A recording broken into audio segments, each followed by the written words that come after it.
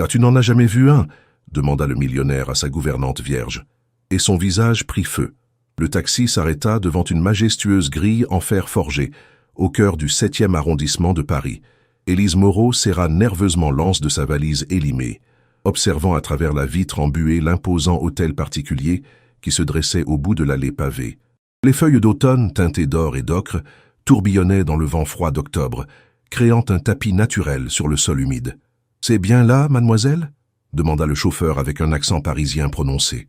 Élise acquiesça, la gorge serrée. « Oui, merci. » Elle paya la course avec les derniers billets qui lui restaient et descendit du véhicule. Le vent glacial la gifla immédiatement, traversant son manteau trop fin. Elle n'était pas habituée à Paris, encore moins à ce quartier huppé où chaque pierre semblait raconter des siècles d'histoire et de richesse. Venue de son petit village normand de Saint-Martin-le-Beau, Élise avait l'impression d'avoir atterri sur une autre planète. La grille s'ouvrit automatiquement dès qu'elle s'approcha, la faisant sursauter. Un interphone grésilla. « Mademoiselle Moreau, avancez jusqu'à l'entrée principale, s'il vous plaît. » Le cœur battant, Élise remonta l'allée, traînant sa valise sur les pavés irréguliers. L'hôtel particulier était encore plus impressionnant de près. 4 étages de pierre blanche, des fenêtres à meneaux ornées de ferronneries élégantes, un perron majestueux gardé par 2 lions de marbre. Des jardinières débordèrent de chrysanthèmes violets et blancs, parfaitement entretenus malgré la saison. La porte s'ouvrit avant même qu'elle ne frappe. Une femme d'une 50aine d'années, vêtue d'un tailleur noir impeccable, l'accueillit avec un sourire professionnel mais distant. « Mademoiselle Moreau, je suis Madame Dupuis, l'intendante de la maison. Entrez, vous devez être gelée. » Élise pénétra dans un hall d'entrée à couper le souffle.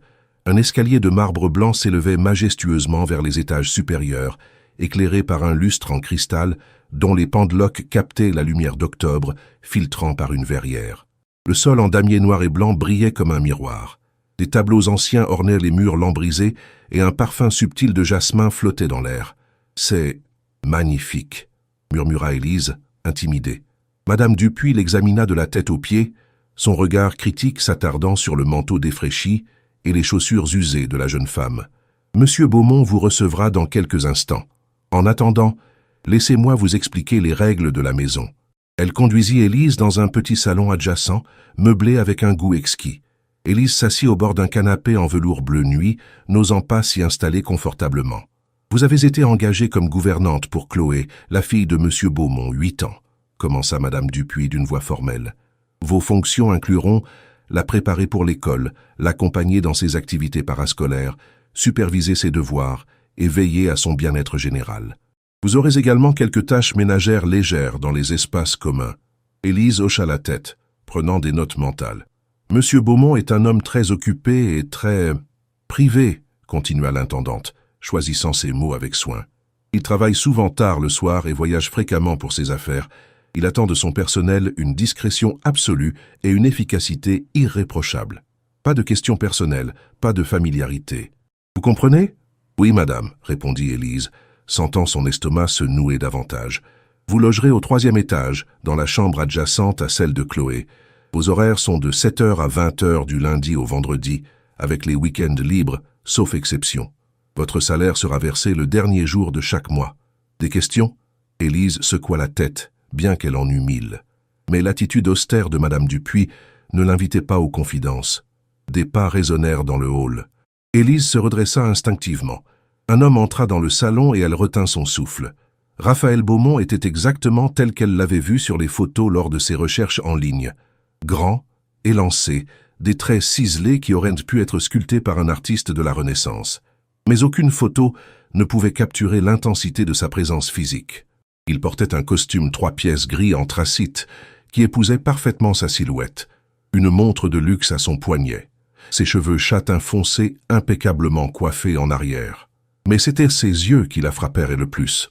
D'un bleu-gris glacial, presque métallique, il semblait capable de lire à travers les gens. « Mademoiselle Moreau », dit-il d'une voix grave et posée, sans sourire. « Bienvenue. » Élise se leva précipitamment, manquant de renverser son sac. « Monsieur Beaumont, enchanté. Merci de m'avoir engagé. » Il l'observa pendant quelques secondes qui lui parurent une éternité. Son regard la détaillait sans être impoli, mais avec une froideur professionnelle qui la fit frissonner. Elle se sentit soudain terriblement consciente de son apparence modeste, de ses cheveux châtains simplement attachés en queue de cheval, de son absence totale de sophistication. « Madame Dupuis vous a expliqué vos fonctions ?» demanda-t-il. « Oui, monsieur. »« Bien. Chloé est actuellement à l'école. Elle rentrera à 16h30. Vous commencerez officiellement demain matin, mais je souhaiterais que vous soyez là ce soir pour la rencontrer et dîner avec nous. Cela vous permettra de vous familiariser avec la maison. »« Avec plaisir, monsieur. » Il hocha brièvement la tête. « Madame Dupuis vous montrera vos quartiers. Si vous avez besoin de quoi que ce soit, adressez-vous à elle. Je serai dans mon bureau si nécessaire. » Sur ces mots, il quitta la pièce aussi rapidement qu'il était entré, laissant derrière lui un sillage de parfums coûteux et une impression de puissance contenue. Élise expira lentement. Madame Dupuis la regarda avec une expression indéchiffrable. « Suivez-moi, dit-elle simplement. » Et quelques heures plus tard, Élise avait déballé ses maigres affaires dans sa nouvelle chambre. C'était une pièce lumineuse et confortable, bien plus grande que celle qu'elle occupait chez ses parents. Un lit king-size recouvert d'une couette blanche moelleuse, un bureau en bois massif près de la fenêtre offrant une vue sur le jardin intérieur, une salle de bain privée en marbre. Elle n'aurait jamais imaginé vivre dans un tel luxe. Assise sur le rebord de la fenêtre, elle observait Paris s'étendre au-delà des murs du jardin. Les toits d'ardoise brillaient sous le soleil déclinant. Les cheminées fumaient doucement dans l'air d'automne. Elle entendait au loin le brouhaha de la circulation, les klaxons, la vie trépidante de la capitale. Un monde si différent de son village où tout le monde se connaissait, où les journées s'écoulaient au rythme des saisons et des cloches de l'église. Un coup léger à sa porte la sortit de ses pensées. « Entrez !» dit-elle en se levant. Une petite fille aux boucles châtain doré et aux grands yeux bleus passa timidement la tête dans l'entrebâillement. Elle portait un uniforme scolaire impeccable, jupe plissée bleu marine, chemise blanche, cardigan gris. « Bonjour », dit l'enfant d'une petite voix. « Tu es Élise ?» Le cœur d'Élise fondit instantanément. « Oui, et tu dois être Chloé. » La petite entra complètement, serrant contre elle un sac à dos Pokémon. « Madame Dupuis m'a dit que tu allais t'occuper de moi maintenant. »« C'est vrai ?»« C'est vrai, » répondit Élise en s'accroupissant pour se mettre à sa hauteur. « Si tu es d'accord, bien sûr. » Chloé l'observa avec une gravité surprenante pour son âge. « Tu vas rester longtemps ? La dernière gouvernante est partie au bout de 2 mois, et celle d'avant au bout de 3. » Élise sentit son cœur se serrer face à la vulnérabilité cachée derrière cette question. « Je n'ai pas l'intention de partir, Chloé. Je suis là pour t'aider et prendre soin de toi. » Un petit sourire éclaira le visage de l'enfant. « Tu veux voir ma chambre? J'ai des Legos. »« J'adorerais, » dit Élise avec sincérité. Le dîner ce soir-là fut une expérience intimidante. La salle à manger était aussi somptueuse que le reste de la maison. Une longue table en acajou pouvant accueillir 20 personnes, éclairée par des chandeliers en argent. Mais seuls 3 couverts étaient dressés à une extrémité. Raphaël présidait la table, Chloé à sa droite, et Élise avait été placée à sa gauche. Un domestique silencieux servait les plats, une soupe à l'oignon délicate, suivie d'un magret de canard, accompagné de légumes de saison, puis une tarte tatin pour le dessert. Raphaël mangeait en silence, consultant occasionnellement son téléphone. Chloé picorait dans son assiette, lançant des regards furtifs à son père, comme si elle attendait quelque chose de lui. Élise, mal à l'aise, ne savait pas si elle devait entamer la conversation ou rester silencieuse. Alors Chloé finit par dire Raphaël sans lever les yeux de son téléphone. « Comment s'est passée ta journée ?»« Bien, papa, » répondit la petite d'une voix morne. « On a fait des maths et de la géographie. »« Bien. » Un silence retomba, seulement rompu par le tintement des couverts contre la porcelaine. Élise observait cet échange avec un pincement au cœur. Il y avait tant de distance entre ce père et sa fille, tant de mots non dits. Elle se souvenait des repas bruyants et joyeux chez ses parents, des rires et des discussions animées autour de la table familiale. Ici, c'était comme si 3 étrangers partageaient un repas par obligation. « Mademoiselle Moreau, » dit soudain Raphaël, la faisant sursauter, « vous vous êtes installée correctement ?»« Oui, monsieur. Merci. La chambre est magnifique. Parfait. Demain matin, vous accompagnerez Chloé à l'école. Le chauffeur vous conduira. L'après-midi, elle a cours de piano à 16h. Madame Dupuis vous donnera l'adresse. »« Entendu, monsieur. » Il la regarda vraiment pour la première fois depuis le début du repas. « Vous avez de l'expérience avec les enfants ?» Élise déglutit. « J'ai été fille au pair en Angleterre pendant 1 an après mon baccalauréat, et j'ai beaucoup aidé à élever mes jeunes cousins. Pourquoi avoir postulé ici ? J'avais besoin d'un nouveau départ, répondit-elle honnêtement. Paris représentait une opportunité, et j'aime vraiment m'occuper des enfants. Raphaël hocha la tête, semblant satisfait de cette réponse. Son regard s'attarda un instant sur elle, et Élise eut l'impression qu'il voyait bien plus que ce qu'elle montrait. Puis il retourna à son téléphone.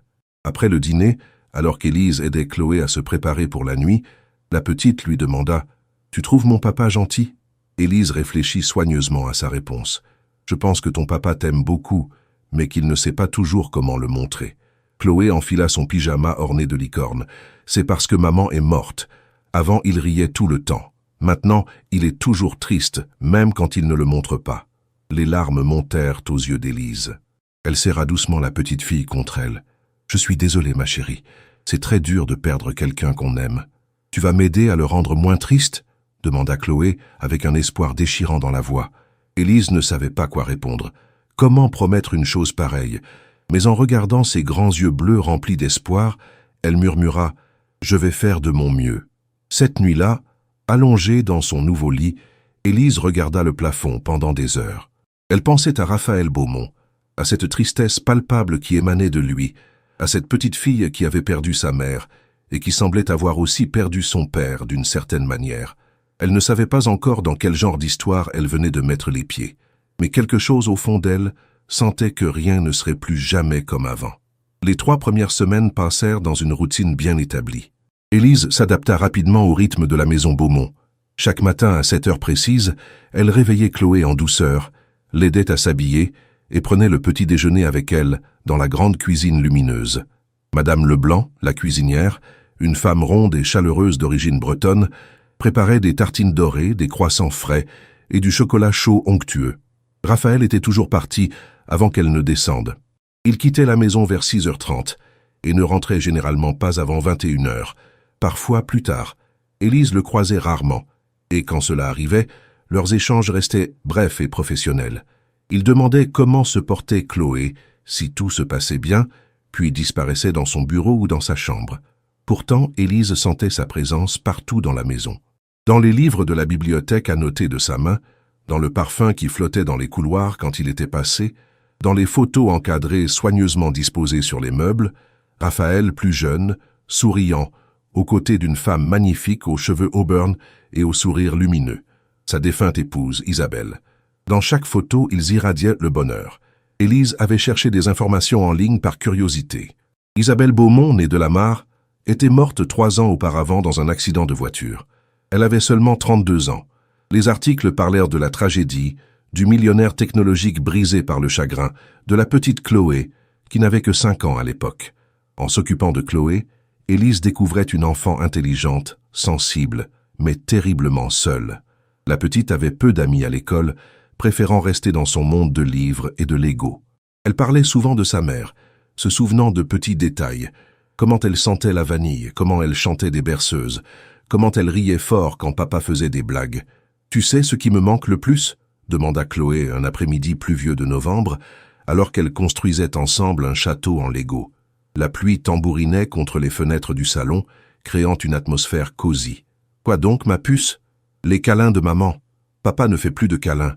Qu'il a peur, je crois. » Élise sentit sa gorge se serrer. « Peur de quoi ?»« De m'aimer trop. Parce que maman est partie. Il a peur que je parte aussi. » La sagesse de cet enfant de 8 ans la stupéfia. « Oh, Chloé, mais c'est idiot !» continua la petite en assemblant minutieusement 2 pièces rouges. « Parce que si on ne s'aime pas, c'est comme si on était déjà parti. Tu comprends ?» Élise l'attira contre elle et l'embrassa sur le front. « Tu es une petite fille très intelligente et très courageuse. » Ce soir-là, pour la première fois, Raphaël rentra plus tôt que d'habitude. Il était 19h30 quand Élise entendit la porte d'entrée s'ouvrir. Elle aidait Chloé avec ses devoirs de mathématiques dans le salon quand il apparut. Il avait l'air épuisé. Sa cravate était desserrée, les premiers boutons de sa chemise défaits, ses cheveux légèrement ébouriffés. Il portait une mallette en cuir et tenait son téléphone collé à l'oreille. « Jean-Pierre, je t'ai dit que ce n'était pas négociable. Le contrat doit être signé avant vendredi, sinon on passe au plan B, » disait-il d'une voix tendue en traversant le hall. Puis il les aperçut. Son regard se posa sur Chloé, qui avait levé la tête de son cahier avec un espoir manifeste. « Je te rappelle, » dit-il brusquement avant de raccrocher. Bonjour, papa, lança Chloé avec un grand sourire. Tu rentres tôt aujourd'hui. J'avais une réunion annulée, répondit-il en déposant sa mallette. Il s'approcha et posa maladroitement une main sur la tête de sa fille. Comment s'est passée ta journée? Super. Élise m'a emmené au Luxembourg après l'école. On a vu des signes. Pour la première fois, Raphaël regarda vraiment Élise. Vous l'avez emmenée au jardin du Luxembourg? Oui, monsieur, répondit-elle, soudain nerveuse. Il faisait beau cet après-midi, et je pensais qu'un peu d'air frais lui ferait du bien. J'espère que ça ne pose pas de problème. Non, dit-il après une pause. C'est bien. Isabelle l'y emmenait souvent. Un silence inconfortable s'installa. Chloé regardait son père avec une expression indéchiffrable.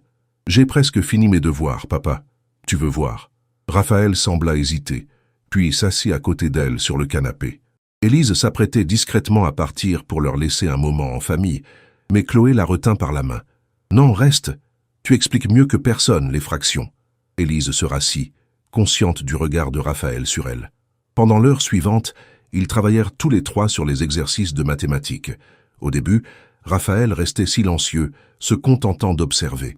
Mais peu à peu, il commença à participer, expliquant certains concepts avec une patience qu'Élise ne lui aurait pas soupçonnée. Elle le regardait du coin de l'œil. Quand il était concentré sur sa fille, son visage perdait cette dureté glaciale. Ses traits se détendaient, et on pouvait presque entrevoir l'homme qu'il avait été avant la tragédie. Il avait de belles mains, remarqua-t-elle, des doigts longs et élégants qui manipulaient le crayon avec précision. « Voilà, tu as compris maintenant ?» demanda-t-il à Chloé après avoir dessiné un schéma. « Oui, merci, papa. » Il sourit. Un vrai sourire, le premier qu'Élise lui voyait. Cela transformait complètement son visage, le rendant presque accessible. Son cœur fit un petit bond étrange dans sa poitrine. « Bien, je vais me changer. On dîne dans 1 heure ?» Après son départ, Chloé serra le bras d'Élise avec excitation. « Tu as vu? Il a souri. Il n'avait pas souri depuis des mois. » Le dîner ce soir-là fut différent. Raphaël posa son téléphone et engagea réellement la conversation. Il demanda à Chloé des détails sur sa journée, écouta ses histoires sur l'école, rit même quand elle raconta comment son ami Lucas avait renversé de la peinture sur la robe de la maîtresse. Élise participait peu, se contentant d'écouter, heureuse de voir cette complicité naissante entre le père et la fille. Mais elle sentait parfois le regard de Raphaël se poser sur elle, comme s'il l'évaluait, essayait de la comprendre. Après le dîner, alors qu'Élise mettait Chloé au lit, Raphaël frappa à la porte de la chambre. « Je peux entrer ?»« Bien sûr, monsieur. » Il entra et s'assit au bord du lit de sa fille. Chloé le regarda avec des étoiles dans les yeux. « Tu me lis une histoire, papa. Comme avant. » Élise vit l'hésitation dans ses yeux, la douleur qui y passa furtivement. « S'il te plaît, » insista Chloé en lui tendant un livre. « Le Petit Prince. C'était celui que maman préférait. » Raphaël prit le livre avec des mains légèrement tremblantes. Élise fit mine de partir, mais il dit « Restez, s'il vous plaît. » Elle se rassit donc dans le fauteuil près de la fenêtre, tandis que Raphaël commençait à lire d'une voix grave et hésitante au début, puis de plus en plus assurée. Chloé s'endormit avant la fin, un sourire paisible sur les lèvres.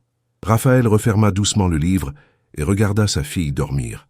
Dans la pénombre de la chambre, éclairée seulement par la petite veilleuse en forme de lune, Élise vit des larmes briller dans ses yeux. « Elle vous aime beaucoup », murmura-t-il sans la regarder. « En 3 semaines, vous avez réussi à créer un lien que les autres gouvernantes n'ont jamais établi. Chloé est une enfant extraordinaire, répondit Élise doucement. Elle a juste besoin d'amour, de présence. Je sais. » Sa voix était chargée de culpabilité. « Je n'ai pas été un bon père ces dernières années. J'étais tellement perdu dans mon propre chagrin que j'ai oublié qu'elle souffrait aussi. Il n'est jamais trop tard pour changer. » Il la regarda enfin, et Élise fut frappée par la vulnérabilité dans ses yeux. Ce n'était plus le millionnaire froid et distant, mais un homme brisé, essayant de se reconstruire. « Comment faites-vous » demanda-t-il. « Comment savez-vous toujours quoi dire, quoi faire? Vous êtes si jeune, et pourtant... » Élise rougit sous l'intensité de son regard. « Je ne sais pas. Je fais juste ce qui me semble juste. » Ils restèrent là, dans le silence, à regarder Chloé dormir. Dehors, Paris brillait de 1000 lumières. Le vent faisait craquer les branches nues des arbres du jardin. « Merci », finit par dire Raphaël, « pour tout ce que vous faites. Pour elle, pour nous. C'est mon travail, monsieur. »« Non, » dit-il fermement. « C'est bien plus que ça, et vous le savez. » Il quitta la chambre, laissant Élise avec un cœur battant et des pensées confuses. Quelque chose avait changé ce soir. Une brèche s'était ouverte dans le mur que Raphaël Beaumont avait construit autour de lui, et Élise ne savait pas si elle devait en avoir peur ou en être heureuse. Les semaines suivantes virent un changement subtil mais indéniable dans la dynamique de la maison Beaumont. Raphaël rentrait de plus en plus tôt, trouvant des excuses pour passer du temps avec Chloé, et, par extension, avec Élise. Il dînait avec elle presque tous les soirs maintenant, posant des questions sur leur journée, écoutant vraiment les réponses. Novembre céda la place à décembre, et Paris se para de lumière de Noël. Les Champs-Élysées scintillaient, les vitrines des grands magasins rivalisaient de créativité, et l'air froid charriait une odeur de marron grillé et de vin chaud. Un samedi après-midi, alors qu'Élise avait normalement congé, elle resta pour aider Chloé à décorer le sapin. Raphaël était censé être à un déjeuner d'affaires, mais il rentra plus tôt que prévu, et les trouva dans le grand salon, entourés de cartons de décoration. « Oh, pardon, monsieur !» s'excusa immédiatement Élise, prise en flagrant délit de travailler pendant son jour de repos. « Je sais que c'est mon week-end, mais Chloé voulait vraiment décorer le sapin, et je... »« Papa !» l'interrompit Chloé en courant vers lui. « Tu vas nous aider, s'il te plaît ?» Raphaël regarda le sapin de 3 mètres qui trônait devant la grande fenêtre, puis sa fille, puis Élise qui tenait maladroitement une guirlande dorée. Il était encore en costume, impeccable comme toujours, et semblait totalement déplacé dans ce décor de fête en préparation. « Je ne sais pas si... Papa, on ne l'a pas décoré ensemble depuis que maman... » Chloé ne finit pas sa phrase, mais le silence était éloquent. Élise vit la douleur traverser le visage de Raphaël, suivie d'une détermination soudaine. « D'accord, laissez-moi juste me changer. » Il revint 15 minutes plus tard, en jean et pull noir en cachemire. C'était la première fois qu'Élise le voyait habillé de façon décontractée, et elle dut détourner le regard. Il était encore plus séduisant ainsi, plus accessible, plus humain. Ils passèrent l'après-midi à décorer. Chloé dirigeait les opérations avec un sérieux comique, indiquant précisément où chaque boule devait être accrochée. Raphaël, debout sur l'escabeau, plaçait les décorations en hauteur, tandis qu'Élise s'occupait des branches basses. « Non, papa, pas comme ça. La boule rouge doit être à côté de la dorée, pas de l'argentée. »« Mes excuses, mademoiselle la décoratrice en chef, » répondit Raphaël avec un sourire amusé. Élise rit, et leurs regards se croisèrent. Il y eut un moment, juste un instant, où le temps sembla se suspendre. Quelque chose passa entre eux, quelque chose d'électrique et d'innommable. Puis Chloé réclama leur attention, et le moment se brisa. Madame Leblanc leur apporta du chocolat chaud et des sablés encore tièdes. Ils firent une pause, assis par terre autour du sapin à moitié décoré, et Chloé raconta des histoires sur les Noëls passés, quand maman était là. Elle faisait toujours brûler les cookies, dit-elle en riant. « Tu te souviens, papa ? La cuisine était pleine de fumée et l'alarme sonnait. » Raphaël sourit, un sourire teinté de mélancolie. Elle n'a jamais été une grande cuisinière, mais elle adorait essayer. Elle chantait tout le temps aussi, continua Chloé, des chansons de Noël même en plein été. C'est vrai, la voix de Raphaël s'était faite plus douce. Elle disait que Noël c'était un état d'esprit, pas une date. Élise les écoutait, silencieuse, sentant qu'elle assistait à quelque chose de précieux. Un père et sa fille qui réapprenaient à se souvenir sans que cela soit trop douloureux. « Tu dois penser qu'on est bizarre, » dit soudain Raphaël en se tournant vers elle. « Pas du tout, » répondit Élise sincèrement. « Je pense que vous êtes une famille qui apprend à guérir. Et c'est magnifique. » Il la regarda intensément, et encore une fois, Élise sentit son cœur s'emballer. Il y avait tant de choses dans ce regard, de la gratitude, de la curiosité, et quelque chose d'autre qu'elle n'osait pas identifier. Quand le sapin fut enfin terminé, illuminé de 1000 lumières scintillantes, ils l'admirèrent tous les 3. Dehors, la nuit était tombée, et la neige commençait à tomber doucement, de gros flocons paresseux qui dansaient dans la lumière des lampadaires. « C'est parfait », murmura Chloé, blottie entre son père et Élise sur le canapé. « Oui », dit Raphaël, « c'est parfait. » Mais quand il prononça ces mots, il regardait Élise, pas le sapin. Ce soir-là, après que Chloé fut couchée, Élise descendit à la cuisine pour se préparer une tisane. Elle pensait être seule, mais trouva Raphaël assis à la grande table en marbre, un verre de whisky devant lui, perdu dans ses pensées. « Oh, pardon, » dit-elle en faisant demi-tour. « Je ne voulais pas déranger. »« Vous ne dérangez pas, » dit-il rapidement. « Ça va au contraire.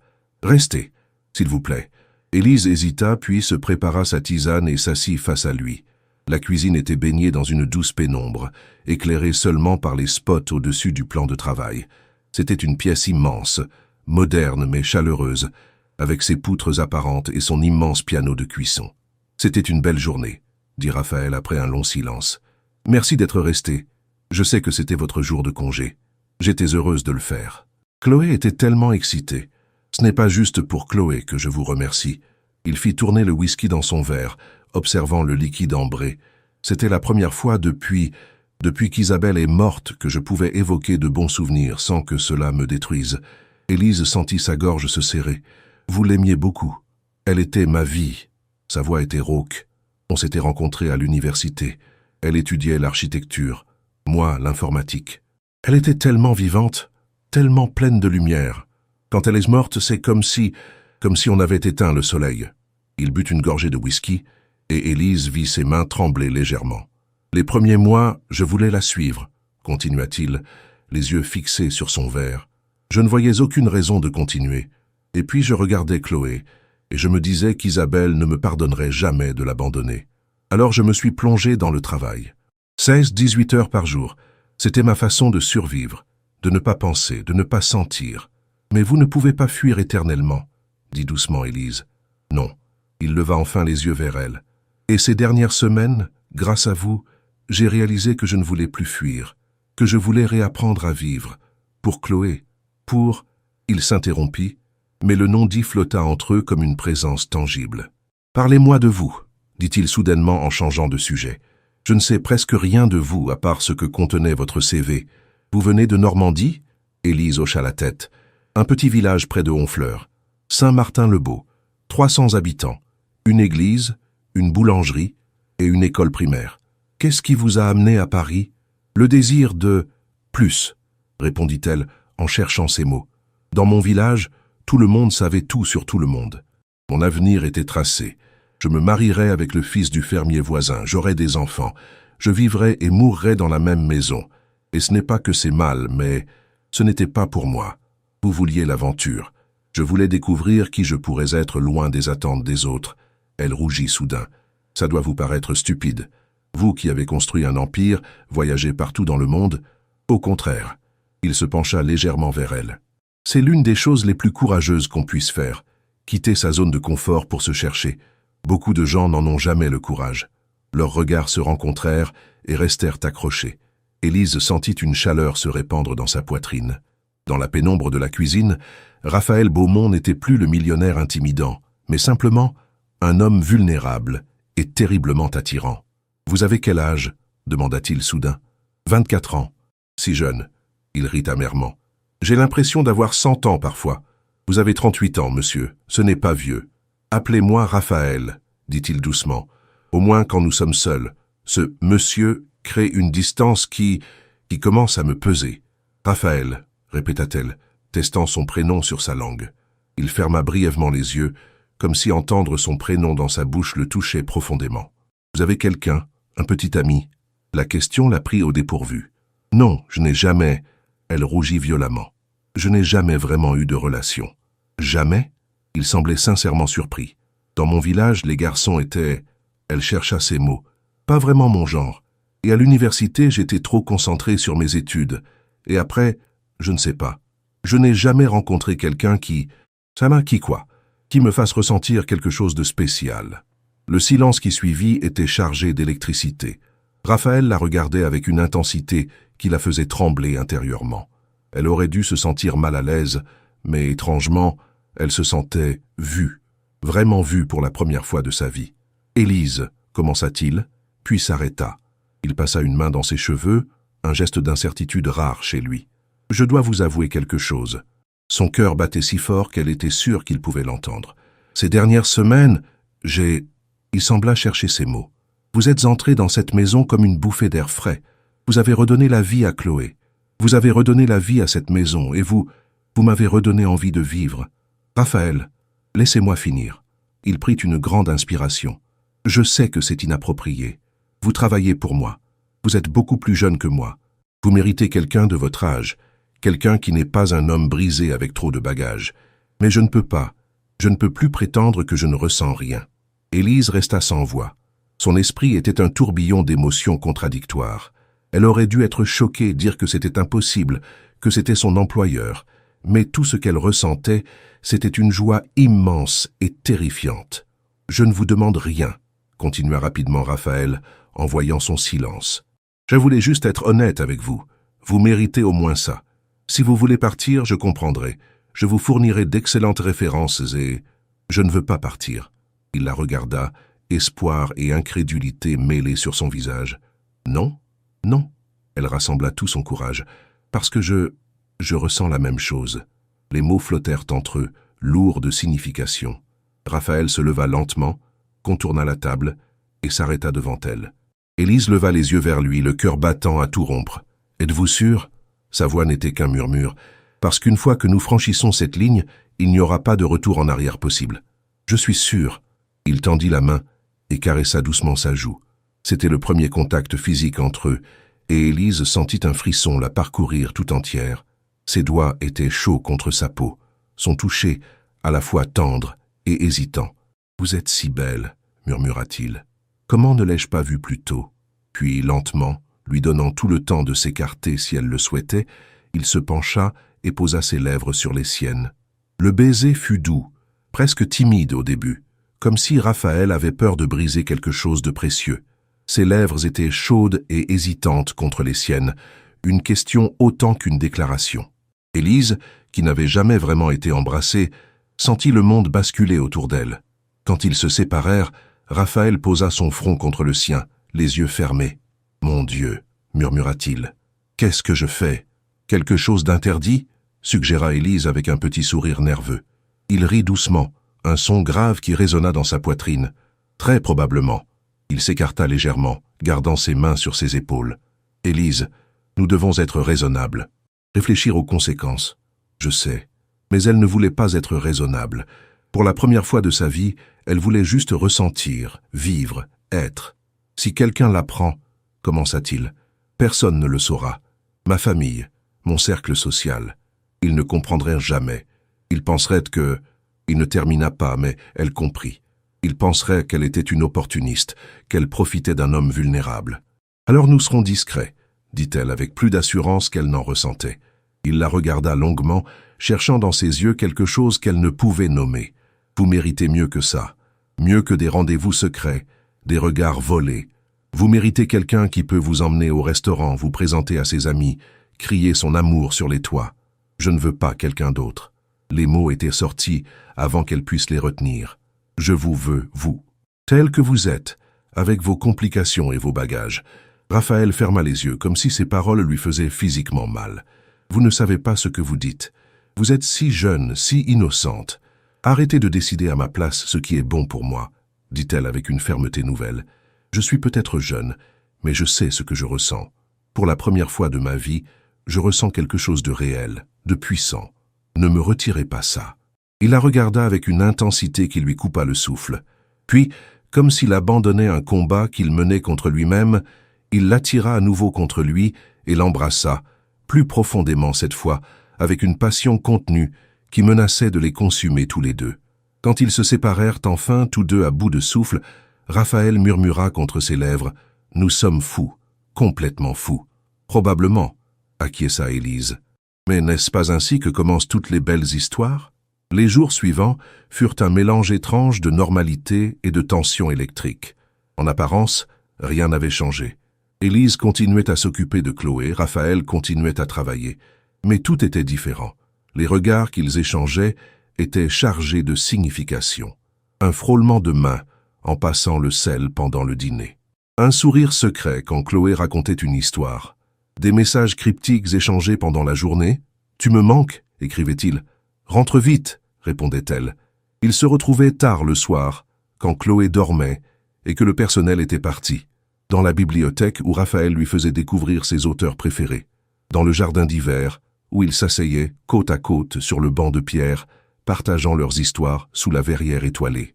Dans la cuisine, comme ce premier soir, parlant pendant des heures de tout et de rien.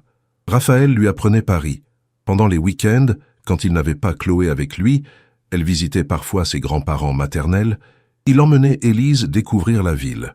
Pas les lieux touristiques, mais son Paris à lui. Une librairie ancienne dans le Marais, un café minuscule dans Montmartre où le propriétaire le connaissait par son prénom, un pont sur la Seine où Isabelle et lui venaient souvent. « Tu n'as pas peur de me parler d'elle » demanda Élise un dimanche après-midi, alors qu'ils marchaient le long du canal Saint-Martin, emmitouflés dans leurs manteaux d'hiver. « Au contraire, » répondit Raphaël en prenant sa main dans la sienne. « Isabelle faisait partie de ma vie, l'ignorer serait la trahir. Et je pense... » Il s'arrêta, cherchant ses mots. « Je pense qu'elle t'aurait apprécié. Elle aurait aimé ta gentillesse, ta sincérité. Tu crois ? J'en suis certain. » Il serra sa main. Elle disait toujours qu'on reconnaît les bonnes personnes à la façon dont elles traitent ceux qui ne peuvent rien leur apporter. Et toi, avec Chloé, avec le personnel de maison, avec tout le monde, tu es bonne. Vraiment bonne. Élise sentit les larmes lui monter aux yeux. « Tu me vois avec des lunettes roses. » « Non. » Il s'arrêta et la fit se tourner vers lui. « Je te vois exactement telle que tu es. Et c'est encore plus merveilleux que tout ce que j'aurais pu imaginer. » Il l'embrassa là au milieu du pont, devant les passants qui continuèrent leur chemin sans leur prêter attention. Dans l'anonymat de Paris, ils pouvaient être simplement un couple parmi d'autres. Mais leur bulle allait bientôt éclater.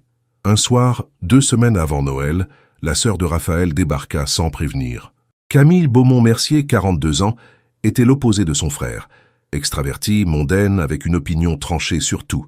Grande et élégante, vêtue d'un tailleur Chanel et de talons vertigineux, elle fit irruption dans le salon où Élise aidait Chloé avec ses devoirs. « Où est mon frère » demanda-t-elle sans préambule, son regard critique balayant la pièce avant de se poser sur Élise. « Monsieur Beaumont est dans son bureau, madame » répondit Élise poliment en se levant. « Voulez-vous que j'aille ?»« Tante Camille » cria Chloé en courant vers sa tante. Camille se radoucit instantanément, prenant sa nièce dans ses bras. « Ma chérie, tu as encore grandi. » Puis, regardant Élise par-dessus la tête de Chloé, « Et vous êtes ?» Élise Moreau, la gouvernante de Chloé. Ah, le ton était neutre, mais le regard restait évaluateur. « Encore une nouvelle. Combien de temps resterez-vous, selon vous ?» Avant qu'Élise puisse répondre, Raphaël entra. « Camille. »« Quelle surprise ! Une mauvaise surprise à en juger par ton ton. » répliqua sa sœur en l'embrassant sur les joues. « Je passais dans le quartier et je me suis dit que j'allais voir ma nièce préférée. Ta seule nièce. » Justement. Elle se tourna à nouveau vers Élise. « Laissez-nous, s'il vous plaît. J'aimerais parler avec mon frère. » Élise jeta un regard à Raphaël, qui hocha imperceptiblement la tête. Elle rassembla les affaires de Chloé et monta avec elle à l'étage, le cœur serré d'appréhension. Dans le salon, Camille ne perdit pas de temps. « Elle est bien jeune, non ?»« Qui ? Élise ? Elle a 24 ans, un âge parfaitement approprié pour être gouvernante. Elle est jolie. Je n'avais pas remarqué. » Le mensonge passa difficilement ses lèvres. Camille rit sèchement. « Menteur. Je t'ai vu la regarder quand tu es entré. Et elle, la façon dont elle te regardait. » Elle s'assit et croisa les jambes. « Raphaël, dis-moi que tu ne fais pas ce que je pense que tu fais. Je ne vois pas de quoi tu parles. Une employée, une fille de 24 ans, à peine plus qu'une enfant. Tu te rends compte de ce que les gens diraient ? » « Les gens, » répéta-t-il avec amertume. « Depuis quand te soucies-tu de ce que pensent les gens ? Depuis que ça concerne mon frère et ma nièce. » Elle se leva et s'approcha de lui. « Écoute, je comprends. Tu es seul depuis 3 ans. Tu as des besoins. Mais une employée, une petite provinciale sans le sou, les gens penseront qu'elle profite de toi, qu'elle est après ton argent. Élise n'est pas comme ça. Ah, donc il y a quelque chose. » Camille leva les mains au ciel. « Mon Dieu, Raphaël, qu'est-ce qui t'arrive? Ce n'est pas toi. Tu es sérieux, réfléchi, responsable. » Peut-être que j'en ai assez d'être tout ça. La voix de Raphaël avait monté. Peut-être que j'en ai assez de faire ce qu'on attend de moi, de vivre selon les règles des autres. Isabelle est morte, Camille. Morte. Et j'ai passé 3 ans à mourir avec elle. Élise, elle m'a aidé à me rappeler ce que c'est que de vivre. En couchant avec toi, le silence qui suivit était glacial.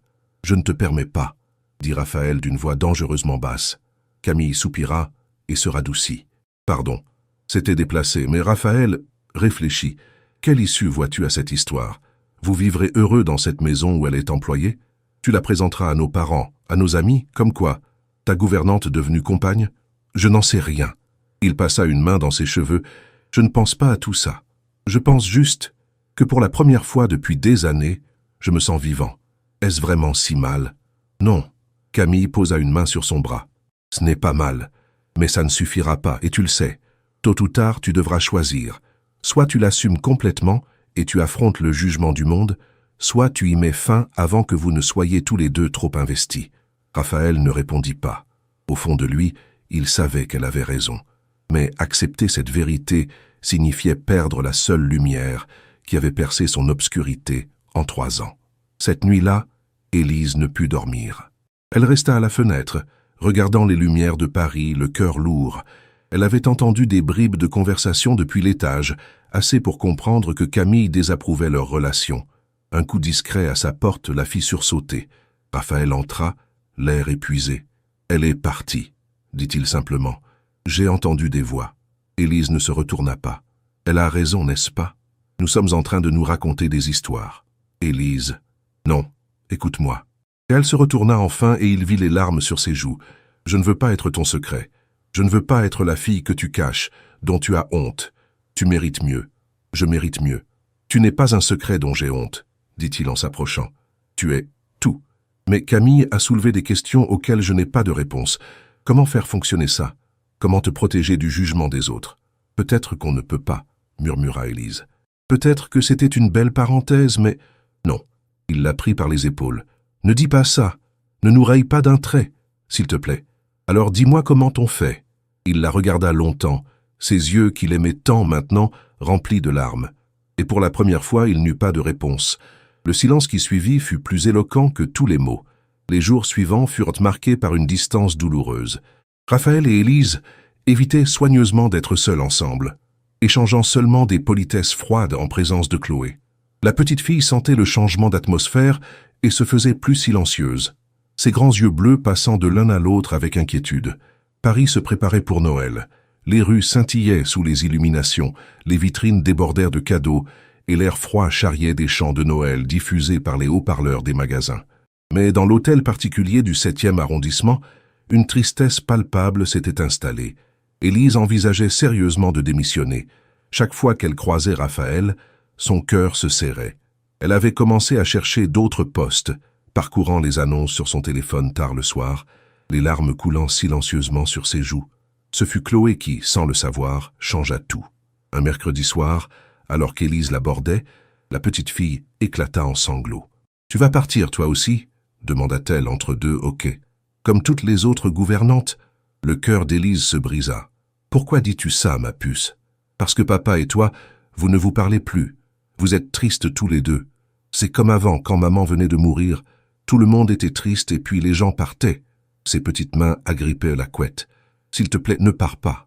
Je t'aime. » Élise la serra contre elle, sentant ses propres larmes couler. « Oh, Chloé, tu es la seule qui me fait rire, la seule qui joue vraiment avec moi, la seule qui a fait revenir mon papa. » Chloé leva vers elle ses yeux rougis. « Avant toi, papa était comme un fantôme. Il était là, mais pas vraiment. Et puis tu es arrivé et il s'est réveillé. Il souriait à nouveau.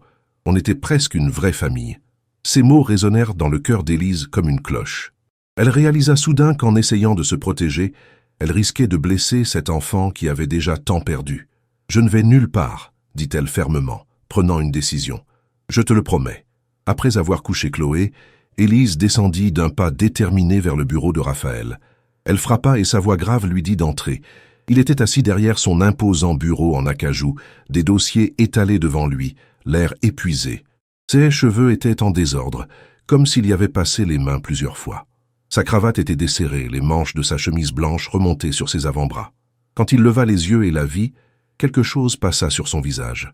De l'espoir, de la douleur, du désir. « Élise, il faut qu'on parle, » dit-elle en refermant la porte derrière elle. Il se leva immédiatement. « Oui, j'allais justement venir te voir. Chloé vient de me demander si j'allais partir. » Elle s'avança dans la pièce, ses mains tremblant légèrement. Elle pleurait, Raphaël. Elle pense qu'elle va me perdre comme elle a perdu sa mère, comme elle a perdu les autres gouvernantes. La culpabilité envahit le visage de Raphaël. Mon Dieu, je n'avais pas pensé. Moi non plus. Élise s'arrêta devant le bureau. On a été tellement absorbés par nous-mêmes, par nos peurs, qu'on a oublié celle qui compte le plus dans tout ça. Elle compte, bien sûr qu'elle compte. Mais toi aussi, tu comptes. Il contourna le bureau et s'approcha d'elle. Ces derniers jours sans toi ont été un enfer. Je n'arrive pas à travailler.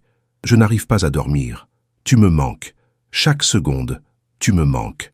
Tu me manques aussi, admit Élise, sentant les larmes lui monter aux yeux. Mais on ne peut pas continuer comme ça. On ne peut pas se cacher, faire semblant, et laisser Chloé souffrir de notre indécision. Je sais. Il prit ses mains dans les siennes. J'ai beaucoup réfléchi. Camille avait raison sur une chose. Je dois choisir. Soit j'assume complètement ce que je ressens pour toi, soit j'y mets fin. Il n'y a pas de demi-mesure possible. Le cœur d'Élise s'arrêta. Et qu'as-tu choisi? Raphaël la regarda intensément, ses yeux bleu-gris brillant d'émotion. Je choisis toi. Je choisis nous. Même si ça signifie affronter le jugement des autres, même si ça complique tout. La vie sans toi n'est pas une vie que je veux vivre. La joie explosa dans la poitrine d'Élise. Tu es sûr? Plus sûr que je ne l'ai jamais été de quoi que ce soit. Il porta ses mains à ses lèvres. Mais il y a des conditions, des choses qu'on doit faire correctement. Lesquelles? D'abord, tu ne peux plus être mon employé. Ce n'est pas juste pour toi et ça donne raison à ceux qui penseraient que je profite de ma position. Je vais engager une nouvelle gouvernante pour Chloé. Toi, si tu le souhaites, tu pourras rester ici, mais en tant que... Il chercha ses mots. En tant que compagne, en tant que partie de cette famille. Élise sentit son cœur bondir. Et Chloé, comment va-t-elle réagir? On lui parlera ensemble. Avec honnêteté. Un sourire toucha ses lèvres. Je pense qu'elle sera la plus heureuse de tous. Ces dernières semaines, elle n'arrêtait pas de demander pourquoi tu ne dînais pas avec nous tous les soirs, pourquoi tu ne venais pas aux sorties du week-end. Je pense qu'elle nous a percés à jour depuis longtemps. Les enfants voient toujours plus que ce qu'on croit, murmura Élise. Ensuite, continua Raphaël, je vais annoncer notre relation à ma famille. Ça ne sera pas facile. Camille va protester. Mes parents vont avoir des doutes. Mes associés vont lever les sourcils. Mais c'est mon choix, ma vie. Et s'ils ne peuvent pas l'accepter, tant pis. Je ne veux pas que tu te brouilles avec ta famille à cause de moi. Ils s'adapteront. Il caressa sa joue. Et s'ils ne le font pas, alors ils ne méritent pas d'être dans notre vie. Toi et Chloé, vous êtes ma priorité maintenant. Élise sentit les larmes couler librement sur ses joues. Je t'aime, dit-elle, les mots jaillissant de son cœur. Je sais que c'est trop tôt, que c'est rapide, mais je t'aime, Raphaël. Il ferma les yeux, comme si ces mots étaient une bénédiction qu'il attendait depuis toujours. Je t'aime aussi, tellement, d'une manière qui me terrifie et me rend euphorique en même temps. Il l'embrassa alors, un baiser profond et passionné qui scellait leur engagement. Toute la distance des derniers jours s'évanouit dans cette étreinte. Élise se sentit fondre contre lui, ses mains trouvant le chemin vers ses cheveux, son cœur battant en synchronisation avec le sien. Quand ils se séparèrent, essoufflés, Raphaël appuya son front contre le sien. Il y a encore une chose. Quoi donc? Tu es... Il hésita, cherchant ses mots avec soin. Tu as dit que tu n'avais jamais eu de relation. Je veux que tu saches que je ne m'attends à rien. On ira à ton rythme. Il n'y a aucune pression, aucune urgence. Élise rougit, comprenant ce qu'il sous-entendait. Je sais, mais je veux apprendre. Avec toi, quand le moment sera venu. La tendresse dans ses yeux la fit fondre. Tu es incroyable, tu le sais, ça? Le lendemain matin, ils parlèrent à Chloé ensemble, au petit déjeuner. La petite fille les regarda alternativement, les yeux écarquillés, tandis que Raphaël expliquait avec des mots simples que lui et Élise s'aimaient et qu'ils voulaient être ensemble en tant que famille. Il y eut un long silence, puis Chloé dit « Donc Élise va rester pour toujours ?»« Si elle le veut, oui, » répondit Raphaël. « Et vous allez vous marier comme papa et maman étaient mariés ?» Raphaël et Élise échangèrent un regard surpris. « Peut-être un jour, » dit prudemment Raphaël. « Pour l'instant, on apprend à se connaître. Mais tu l'aimes? Et elle t'aime? » « Oui, alors c'est bon. » Chloé haussa les épaules avec la logique simple des enfants. « Maman aurait voulu que tu sois heureux, papa. Elle me l'a dit. » Raphaël se figea. « Quand a-t-elle dit ça? » Avant l'accident. Elle savait qu'elle allait mourir bientôt. Les yeux de Chloé se remplirent de larmes. Elle avait été chez le docteur, et le docteur lui avait dit qu'elle était très malade. Elle m'a fait asseoir sur le lit, et elle m'a dit « Si jamais maman part au ciel, tu dois prendre soin de papa, et tu dois lui dire qu'il a le droit d'être heureux à nouveau, que je veux qu'il aime encore. » Le silence qui suivit fut total. Raphaël était devenu livide. « Quoi ?» Sa voix n'était qu'un murmure étranglé. « Elle était malade ?» Chloé hocha la tête. Elle avait quelque chose dans la tête. Une tumeur, je crois. C'est pour ça qu'elle a eu l'accident. Elle s'est endormie au volant. Les larmes coulaient maintenant sur le visage de Raphaël. Élise lui prit la main, le cœur brisé pour lui. Toutes ces années, Il avait cru que c'était un accident aléatoire, une cruauté du destin. Il n'avait jamais su qu'Isabelle était malade, qu'elle souffrait. « Pourquoi ne me l'as-tu jamais dit ?» demanda-t-il d'une voix rauque. « Maman m'a fait promettre de ne rien dire pendant longtemps. Elle disait que tu avais besoin de temps pour guérir. Mais maintenant que tu vas mieux, maintenant qu'Élise est là, je peux le dire. » Raphaël se leva brusquement et quitta la pièce.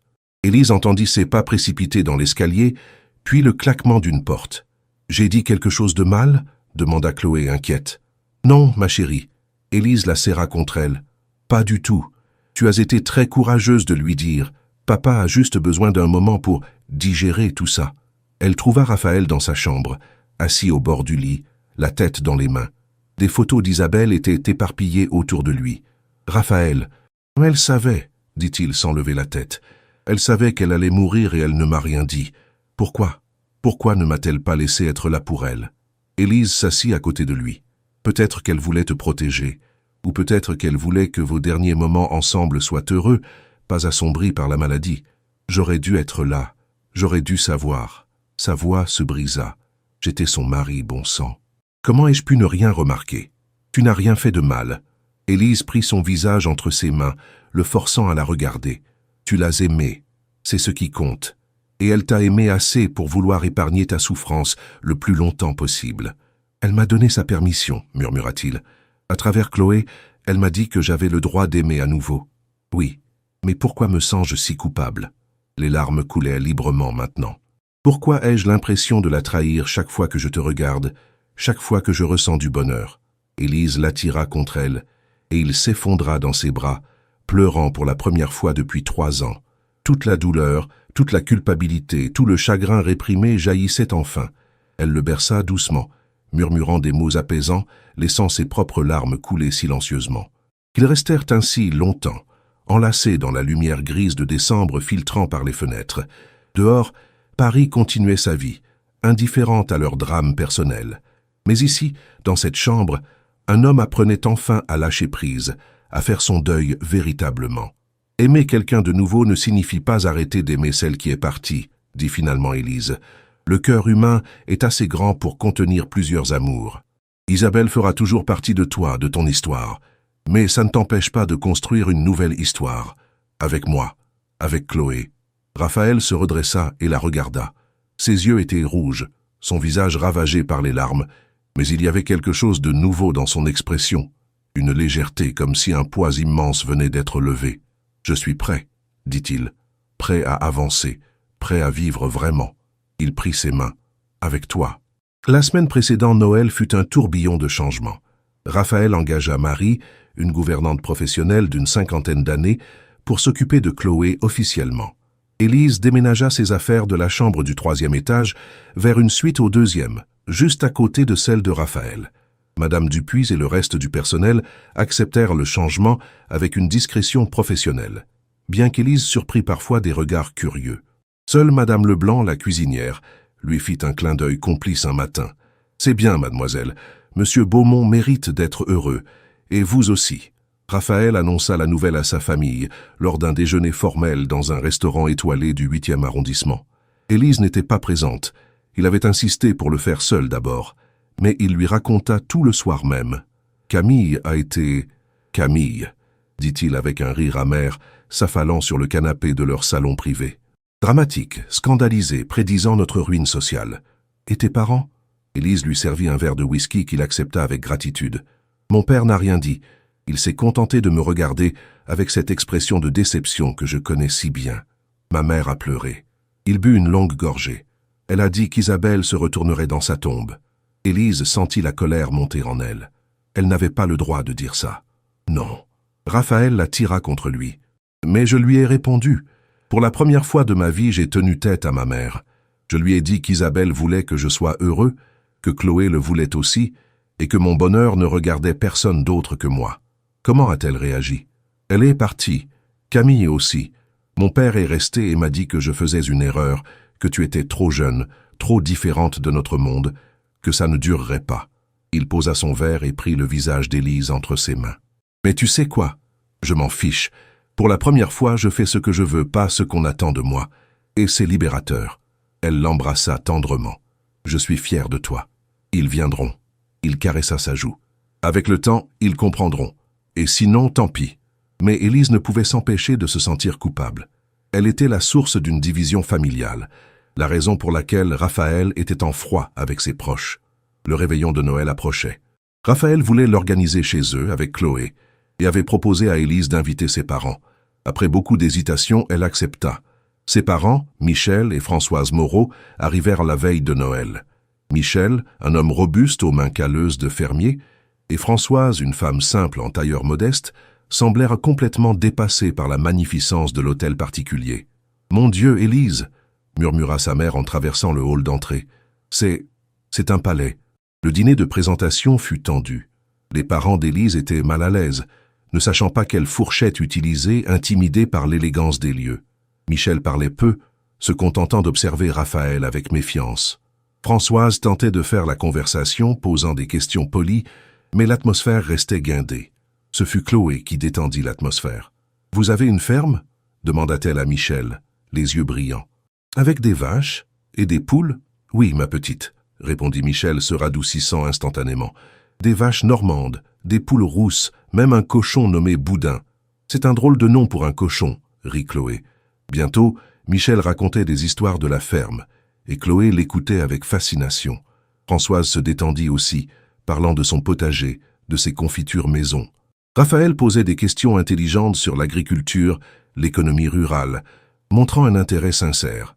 Plus tard, quand les parents d'Élise furent montés se coucher dans la chambre d'amis, Michel prit sa fille à part. « Il est bien plus vieux que toi, » dit-il sans détour, « et bien plus riche.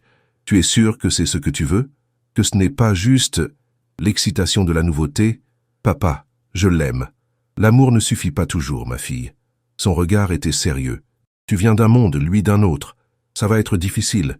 Les gens vont parler, juger, sa propre famille ne t'accepte pas. Je sais. » Élise prit les mains rugueuses de son père. « Mais je suis prête à affronter tout ça. Parce que lui, Chloé, cette vie, c'est ce que je veux, ce que je choisis. » Michel la regarda longuement, puis hocha la tête. « Alors ton vieux père te soutiendra, même si ça m'inquiète. » Le jour de Noël fut magique. La neige tomba doucement sur Paris, transformant la ville en carte postale. Ils ouvrirent les cadeaux autour du sapin, Chloé poussant des cris de joie devant ses nouveaux jouets. Raphaël avait offert à Élise un collier délicat en or blanc avec un petit pendentif en forme d'étoile. « Pour te rappeler que tu es ma lumière », murmura-t-il en l'attachant autour de son cou. Elle avait les larmes aux yeux. Son cadeau à lui, un exemplaire rare d'un livre qu'il cherchait depuis des années, semblait dérisoire en comparaison, mais il l'avait serré contre son cœur comme un trésor. Le dîner fut somptueux. Madame Leblanc s'était surpassée. Foie gras poêlé, homard thermidor, chapon farci au marron et une bûche de Noël spectaculaire. Les parents d'Élise étaient encore un peu intimidés, mais l'atmosphère était chaleureuse.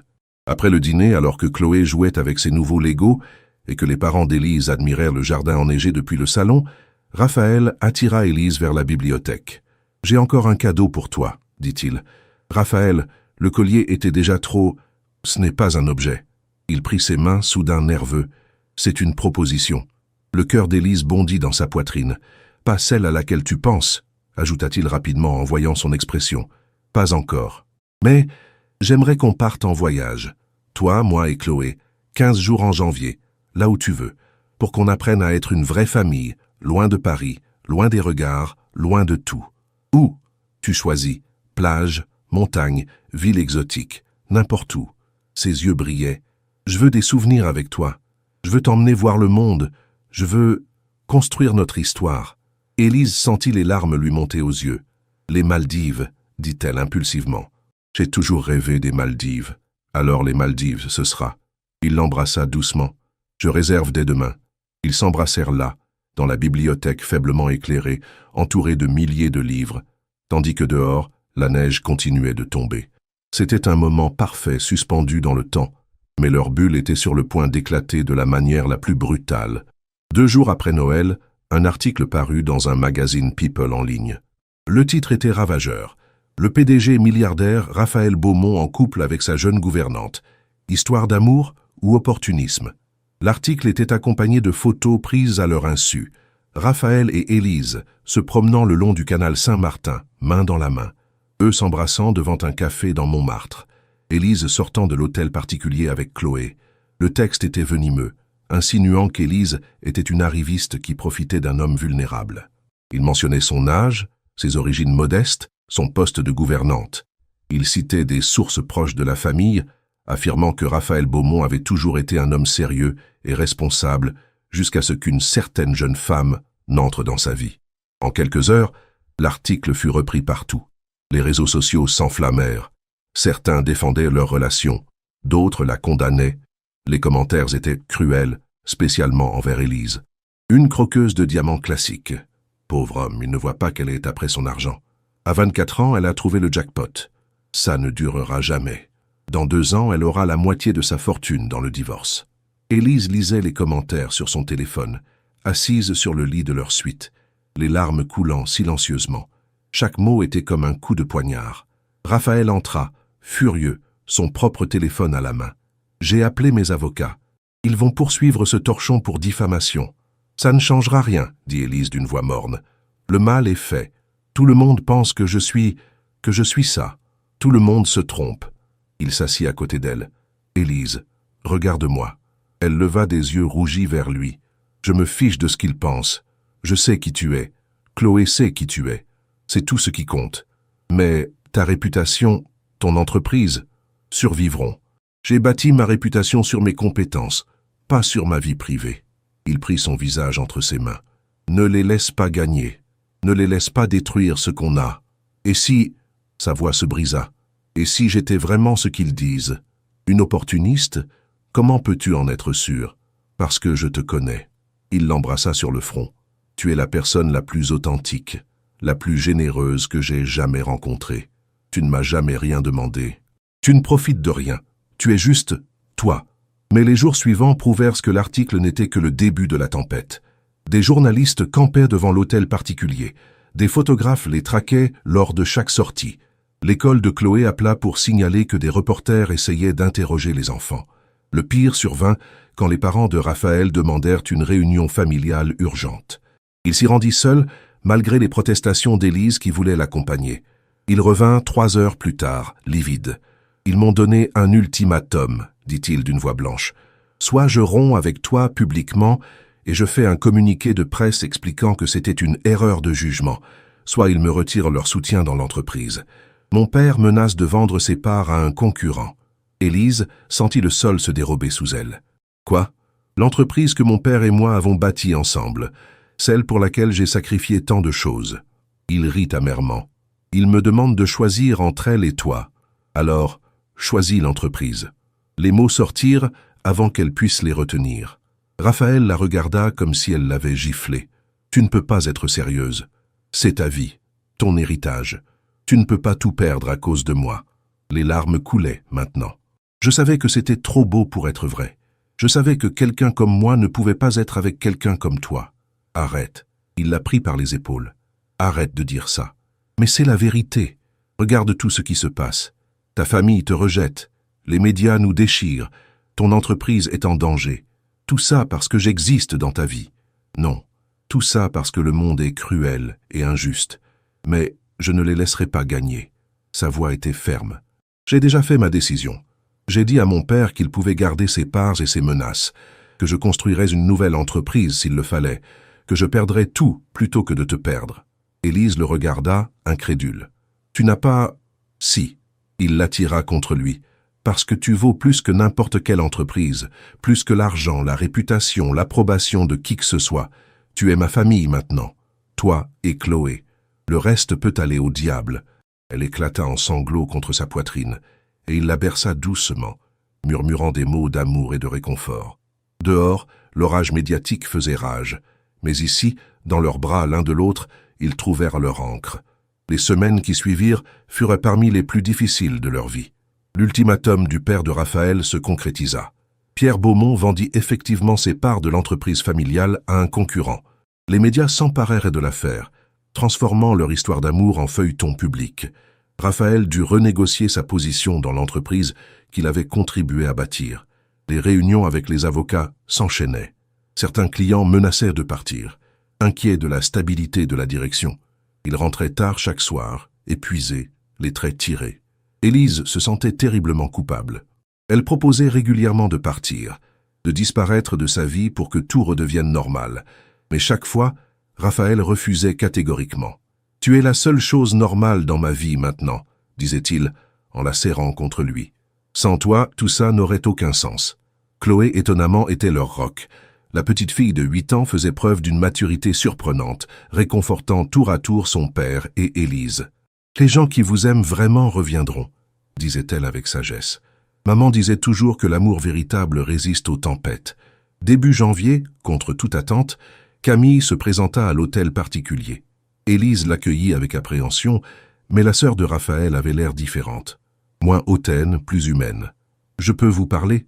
demanda-t-elle à Élise. Seule à seule, elles s'installèrent dans le salon. Camille resta silencieuse un long moment, observant Élise avec une attention nouvelle. « J'ai fait des recherches sur vous, » dit-elle finalement. « Je sais, c'est intrusif, mais je devais savoir qui vous étiez vraiment. » Élise sentit son estomac se nouer. « Et qu'avez-vous trouvé ?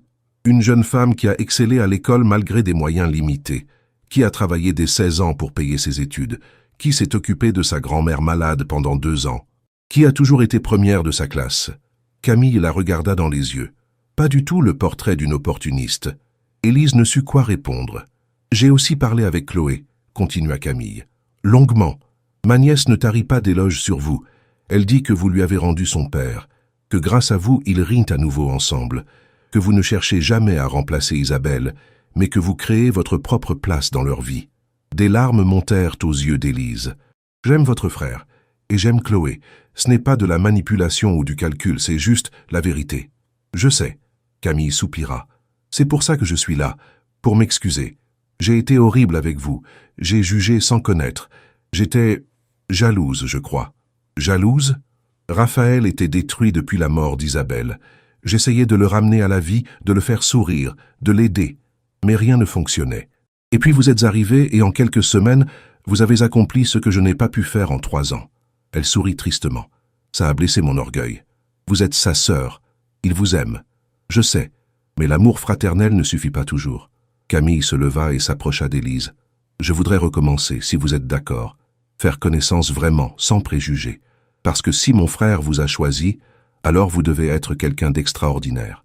Élise se leva aussi, et à sa grande surprise, Camille l'étreignit. Bienvenue dans la famille, Élise. Officiellement cette fois. Quand Raphaël rentra ce soir-là et trouva sa sœur et Élise riant ensemble autour d'un thé, il resta figé sur le seuil du salon. « Je rêve ou... »« Non, tu ne rêves pas, » dit Camille en se levant pour l'embrasser. « J'ai décidé d'arrêter d'être une peste. Élise est charmante, et je me suis comporté comme une idiote. » Raphaël regarda Élise, qui hocha la tête avec un sourire radieux. Le soulagement sur son visage était palpable. « Maman et papa reviendront aussi, » dit Camille. « Ça prendra du temps, mais ils reviendront. Papa est têtu comme une mule, mais il finit toujours par admettre quand il a tort. Et voir l'entreprise partir l'a secoué. Il réalise qu'il a été trop loin. Je ne suis pas sûr de vouloir qu'ils reviennent, » dit Raphaël avec amertume. « Pas après ce qu'ils ont fait. Et tu dis ça maintenant. Mais ce sont nos parents. Et Chloé mérite d'avoir ses grands-parents. » Camille posa une main sur son bras. « Donne-leur le temps. Donne-toi le temps. » Mi-janvier, comme prévu, ils partirent pour les Maldives. 2 semaines dans un resort de luxe sur une île privée, avec des bungalows sur pilotis au-dessus d'une eau turquoise cristalline. C'était le paradis. Chloé était au paradis, nageant avec les poissons tropicaux, construisant des châteaux de sable, courant pieds nus sur la plage de sable blanc. Elle riait sans arrêt, le visage hâlé par le soleil, les cheveux décoiffés par le vent marin. Pour Élise, c'était la première fois qu'elle voyait l'océan. Elle restait des heures à contempler l'immensité bleue, sentant le sable fin entre ses orteils, s'émerveillant de chaque coquillage, de chaque raie qui passait sous leur bungalow. « Ça, c'est magique !» murmurait-elle le premier soir.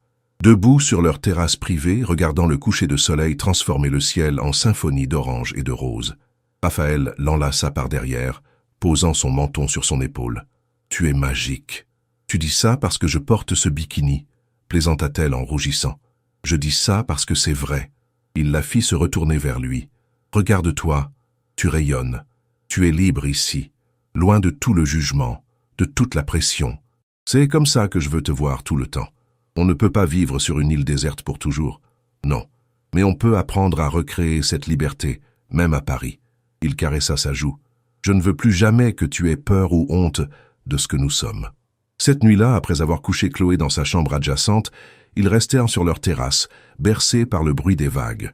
Le ciel était criblé d'étoiles, plus brillantes qu'Élise n'en avait jamais vues. « Raphaël, dit-elle doucement.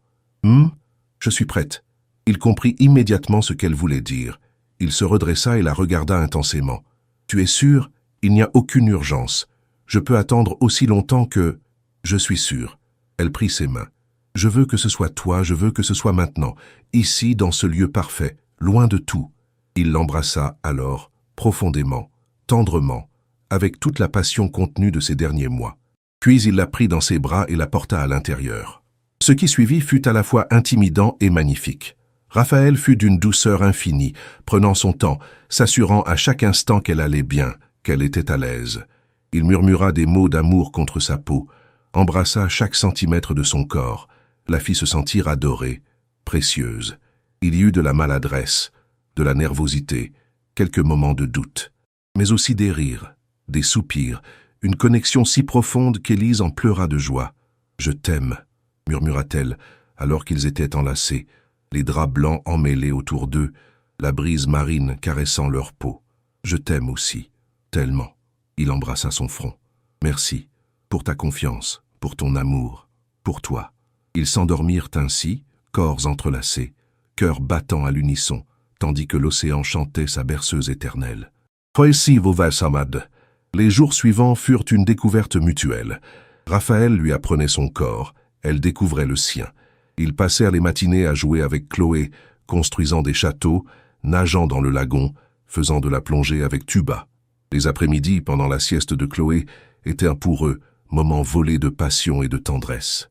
Un soir, alors qu'ils dînaient sur la plage, pieds dans le sable, des torches illuminant leur table, Chloé endormie dans son bungalow sous la surveillance d'une nounou du resort, Raphaël dit soudain « Épouse-moi ».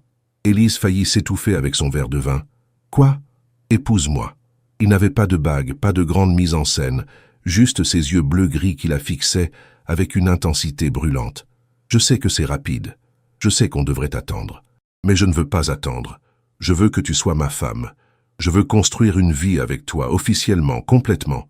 Raphaël. » Les larmes lui montaient aux yeux. « Tu n'as pas besoin de répondre maintenant. Réfléchis, prends ton temps. Mais je voulais que tu saches que c'est ce que je veux. Toi, pour toujours. » Élise le regarda, cet homme qui avait renoncé à sa famille, à son entreprise, à sa réputation pour elle. Cet homme qui l'aimait avec une intensité qui la terrifiait et l'émerveillait. Cet homme qui lui avait redonné la vie, comme elle la lui avait redonnée. « Oui, » dit-elle. Il cligna des yeux. « Oui, oui, je veux t'épouser. » Elle rit à travers ses larmes. « Je ne veux pas attendre non plus. Je veux être ta femme. Je veux être la mère de Chloé, même si je ne remplacerai jamais Isabelle. Je veux construire notre histoire ensemble. » Il se leva si brusquement qu'il renversa sa chaise et contourna la table pour la prendre dans ses bras. Il l'embrassa sous les étoiles, sur cette plage paradisiaque, tandis que les vagues venaient mourir à leurs pieds. « Je vais te rendre heureuse, » promit-il contre ses lèvres. « Chaque jour de ma vie, je vais m'assurer que tu ne regrettes jamais ce choix. Tu m'as déjà rendue heureuse, plus heureuse que je ne l'ai jamais été. » Ils rentrèrent à Paris fin janvier, transformés, bronzés, détendus, mais surtout unis d'une manière nouvelle. Chloé ne tenait plus en place, racontant à qui voulait l'entendre que « Papa et Élise vont se marier ». Raphaël avait acheté une bague pendant leur escale à Dubaï, un solitaire en diamant délicat, pas trop ostentatoire, exactement le style d'Élise. Elle la portait fièrement, s'émerveillant chaque fois que la lumière faisait scintiller la pierre. Mais Paris les attendait avec son lot de réalité. L'entreprise de Raphaël était dans une période de transition difficile. Sans les parts de son père, il devait négocier avec de nouveaux investisseurs, rassurer les clients, prouver sa stabilité. Élise, de son côté, s'inscrivit à l'université à distance pour terminer sa licence en lettres modernes qu'elle avait abandonnée. Elle voulait avoir ses propres accomplissements, ne pas être seulement la femme de Raphaël Beaumont. « Tu n'as pas besoin de faire ça », lui dit Raphaël un soir, la trouvant penchée sur ses livres dans la bibliothèque, l'air épuisé. « Si », elle leva les yeux vers lui. « J'ai besoin de savoir que je suis quelqu'un par moi-même, pas juste la jeune gouvernante qui a épousé le millionnaire. » Tu es tellement plus que ça. Je sais, mais le monde ne le sait pas. Et parfois, quand je lis les commentaires en ligne, je commence à en douter moi-même. Elle posa son stylo. J'ai besoin de me prouver que je mérite ma place à tes côtés. Raphaël s'agenouilla devant elle et prit ses mains. Élise Moreau, écoute-moi bien. Tu mérites ta place non pas à cause de tes diplômes ou de tes accomplissements professionnels, mais parce que tu es une femme extraordinaire, intelligente, généreuse, forte. Tu as sauvé ma fille. Tu m'as sauvé. Tu vaux 1000 fois plus que n'importe quel diplôme. Mais je veux quand même le finir pour moi. Il sourit. Alors je vais t'aider. On va créer un emploi du temps. Tu auras du temps dédié à tes études. Je m'occuperai de Chloé pendant ces moments. D'accord? D'accord. En février, un événement inattendu se produisit. Les parents de Raphaël demandèrent à les voir. Pas dans leur manoir imposant de Neuilly, mais dans un café neutre du Marais. Élise était terrifiée. Et s'il me déteste toujours? Alors on partira. Raphaël ajusta sa cravate dans le miroir de l'entrée. Mais Camille dit que maman a beaucoup pleuré depuis Noël, que papa est rongé par la culpabilité. Ils veulent arranger les choses. Et toi, tu veux les voir? Il réfléchit longuement. Oui, aussi en colère que je sois, ce sont mes parents. Et Chloé mérite d'avoir ses grands-parents dans sa vie. Ils arrivèrent au café 5 minutes en avance. Pierre et Marguerite Beaumont étaient déjà là, assis à une table près de la fenêtre. Ils avaient vieilli, remarqua Raphaël. Son père, habituellement si droit, semblait voûté. Sa mère avait les yeux rougis, comme si elle avait pleuré récemment. Raphaël, Mademoiselle Moreau. Pierre se leva, tendit la main. Le geste était formel, mais c'était un début. Ils s'assirent. Un silence inconfortable s'installa. Finalement, Marguerite parla, sa voix tremblante. « Je vous dois des excuses. » À tous les deux. Elle regarda Élise. « Surtout à vous, mademoiselle. Je vous ai jugé sans vous connaître. J'ai dit des choses horribles. Je pensais protéger mon fils, mais je réalise maintenant que je le blessais. Nous vous avons blessés tous les deux, » ajouta Pierre, le regard fixé sur la table. « J'ai laissé mon orgueil et mes préjugés détruire la relation avec mon fils. J'ai vendu mes parts de l'entreprise pour le punir, comme si c'était un enfant désobéissant. » Il leva enfin les yeux vers Raphaël. « J'ai eu tort, complètement tort. » Raphaël resta silencieux, sa mâchoire serrée. « Camille nous a beaucoup parlé de vous, » continua Marguerite en se tournant vers Élise. « Elle dit que vous êtes extraordinaire avec Chloé, que vous ne cherchez pas à remplacer Isabelle, mais que vous créez votre propre place. Elle dit aussi que Raphaël est plus heureux qu'il ne l'a été depuis des années. »« C'est vrai, » dit doucement Élise. « Je ne cherche pas à remplacer qui que ce soit. J'aime votre fils. J'aime Chloé, c'est tout. Nous avons été aveugles. » Pierre sortit une enveloppe de sa poche. « J'ai racheté mes parts de l'entreprise. C'était stupide de ma part de les vendre. Elles sont à toi, Raphaël. Sans condition. L'entreprise est à toi comme elle l'a toujours été. » Raphaël prit l'enveloppe, l'air incrédule. « Pourquoi maintenant ? Parce que j'ai failli perdre mon fils. » La voix de Pierre se brisa. « Et que rien, ni l'argent, ni l'orgueil, ni les conventions sociales, ne vaut ça. » Marguerite tendit une main tremblante vers Élise. « Pouvez-vous nous pardonner ? Nous donner une chance de recommencer ?» Élise regarda Raphaël, qui hocha imperceptiblement la tête. « Oui, dit-elle, je peux pardonner, mais il faudra du temps pour reconstruire la confiance. Nous avons tout le temps nécessaire, » dit Marguerite avec un sourire tremblant. « Et si vous voulez bien, nous aimerions assister à votre mariage. » Mars arriva avec l'éclosion des premiers bourgeons. Paris renaissait, et avec elle, la famille Beaumont. Les relations se normalisèrent progressivement. Marguerite et Pierre venaient dîner une fois par semaine, apportant des cadeaux pour Chloé, posant des questions polies à Élise sur ses études. C'était encore un peu guindé, mais c'était un début. Camille devint une véritable alliée. Elle emmenait Élise faire du shopping, lui apprenant à naviguer dans le monde du luxe parisien sans perdre son authenticité. « Tu n'as pas besoin de changer qui tu es, » lui disait-elle, « mais apprendre les codes peut t'aider à te sentir plus à l'aise. » Élise découvrit qu'elle aimait certains aspects de ce monde, les vernissages d'art, les concerts au théâtre des Champs-Élysées, les dîners sophistiqués. Mais elle gardait aussi son authenticité, invitant ses parents à dîner, cuisinant parfois elle-même des recettes normandes simples, gardant les pieds sur terre. Raphaël l'admirait pour ça. « Tu pourrais facilement te perdre dans tout ça, » lui disait-il. « Mais tu restes toi, c'est ce que j'aime le plus chez toi. » Ils fixèrent la date du mariage pour juin. Une cérémonie intime dans une chapelle du Marais, suivie d'une réception dans le jardin de l'hôtel particulier. Pas de centaines d'invités, juste la famille proche et quelques amis chers. « Tu n'es pas déçu ?» demanda Raphaël. Toutes les filles rêvent d'un grand mariage. Je rêve de t'épouser. Le reste n'a pas d'importance. Un soir d'avril, alors qu'il se promenait le long de la Seine, Chloé endormie chez ses grands-parents pour la nuit, Raphaël demanda soudain « Est-ce que tu veux des enfants avec moi ?» Élise s'arrêta, surprise par la question. Je n'y ai pas vraiment pensé. Moi si. Il se tourna vers elle, le pont Neuf illuminé derrière lui, créant un halo doré. Je t'imagine enceinte. Je nous imagine avec un bébé, un petit frère ou une petite sœur pour Chloé. Il sourit. Elle me demande régulièrement quand vous allez lui faire un bébé. Élise rit. Elle fait ça constamment. Elle a même choisi des noms. Léo si c'est un garçon, Rose si c'est une fille. Elle est adorable. Élise prit ses mains. Et oui, je veux des enfants avec toi. Peut-être pas tout de suite, mais un jour, quand j'aurai terminé mes études, quand on sera mariés depuis un moment. Pas de pression, dit-il en l'embrassant. Je voulais juste savoir si c'était dans tes plans. Ça l'est. Elle sourit contre ses lèvres. Toute une vie avec toi, c'est dans mes plans. Ils continuèrent leur promenade, main dans la main, parlant de leur futur. Une maison de campagne en Normandie pour les week-ends. Des voyages avec Chloé. Peut-être un chien. Des Noëls remplis de rires. Des anniversaires. Des moments ordinaires qui deviendraient extraordinaires parce qu'ils les vivraient ensemble. Tu sais ce qui est étrange ? Dit Élise, alors qu'ils s'arrêtaient devant Notre-Dame, encore en reconstruction après l'incendie. Quoi donc ? Il y a 6 mois, j'étais une fille de la campagne terrifiée qui arrivait à Paris avec une valise élimée et des rêves vagues. Et maintenant, je suis fiancée à un millionnaire. Je vis dans un hôtel particulier et je vais devenir la belle-mère d'une petite fille que j'aime comme si elle était la mienne. Elle secoua la tête émerveillée.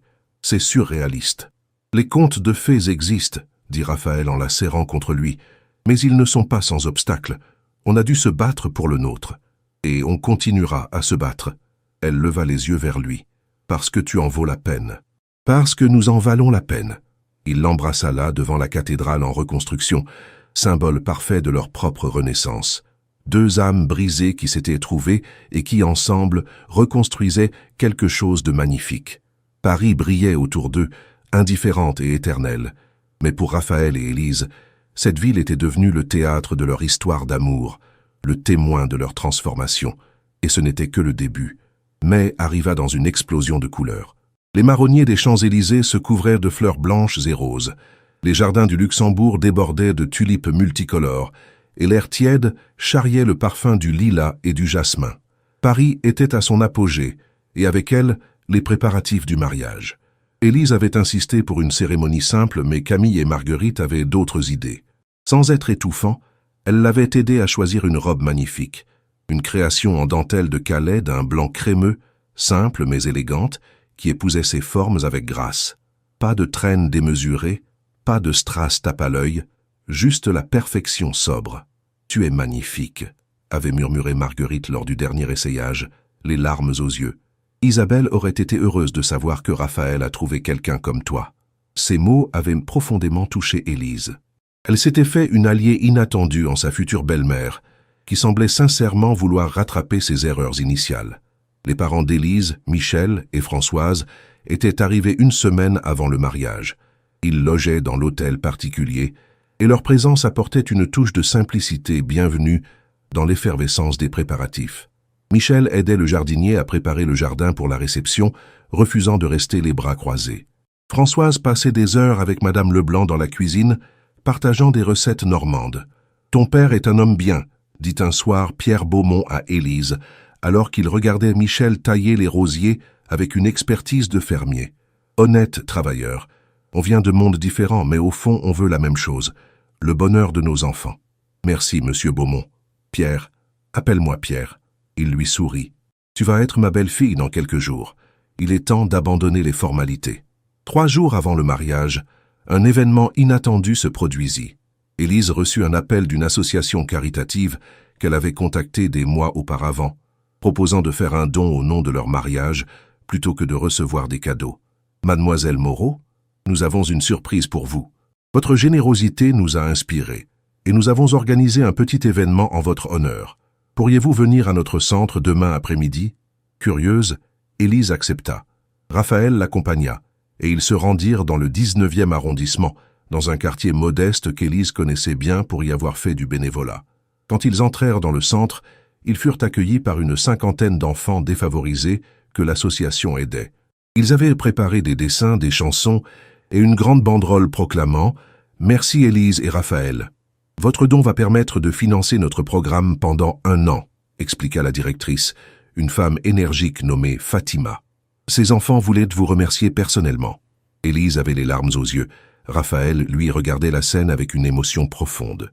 Il n'avait pas réalisé l'ampleur du don qu'Élise avait fait. Elle avait utilisé une grande partie de son salaire accumulé comme gouvernante. Un petit garçon d'environ 6 ans, aux grands yeux noirs, s'approcha timidement d'Élise. « Merci, madame. Grâce à vous, je vais pouvoir continuer à apprendre à lire. » Élise s'agenouilla et le serra contre elle. « C'est moi qui te remercie. Continue à apprendre, d'accord? Tu peux devenir tout ce que tu veux. » Sur le chemin du retour, Raphaël était silencieux. Finalement, il dit « Pourquoi ne m'as-tu jamais dit que tu faisais ça? Je ne voulais pas que tu penses que je le faisais pour t'impressionner. » Élise.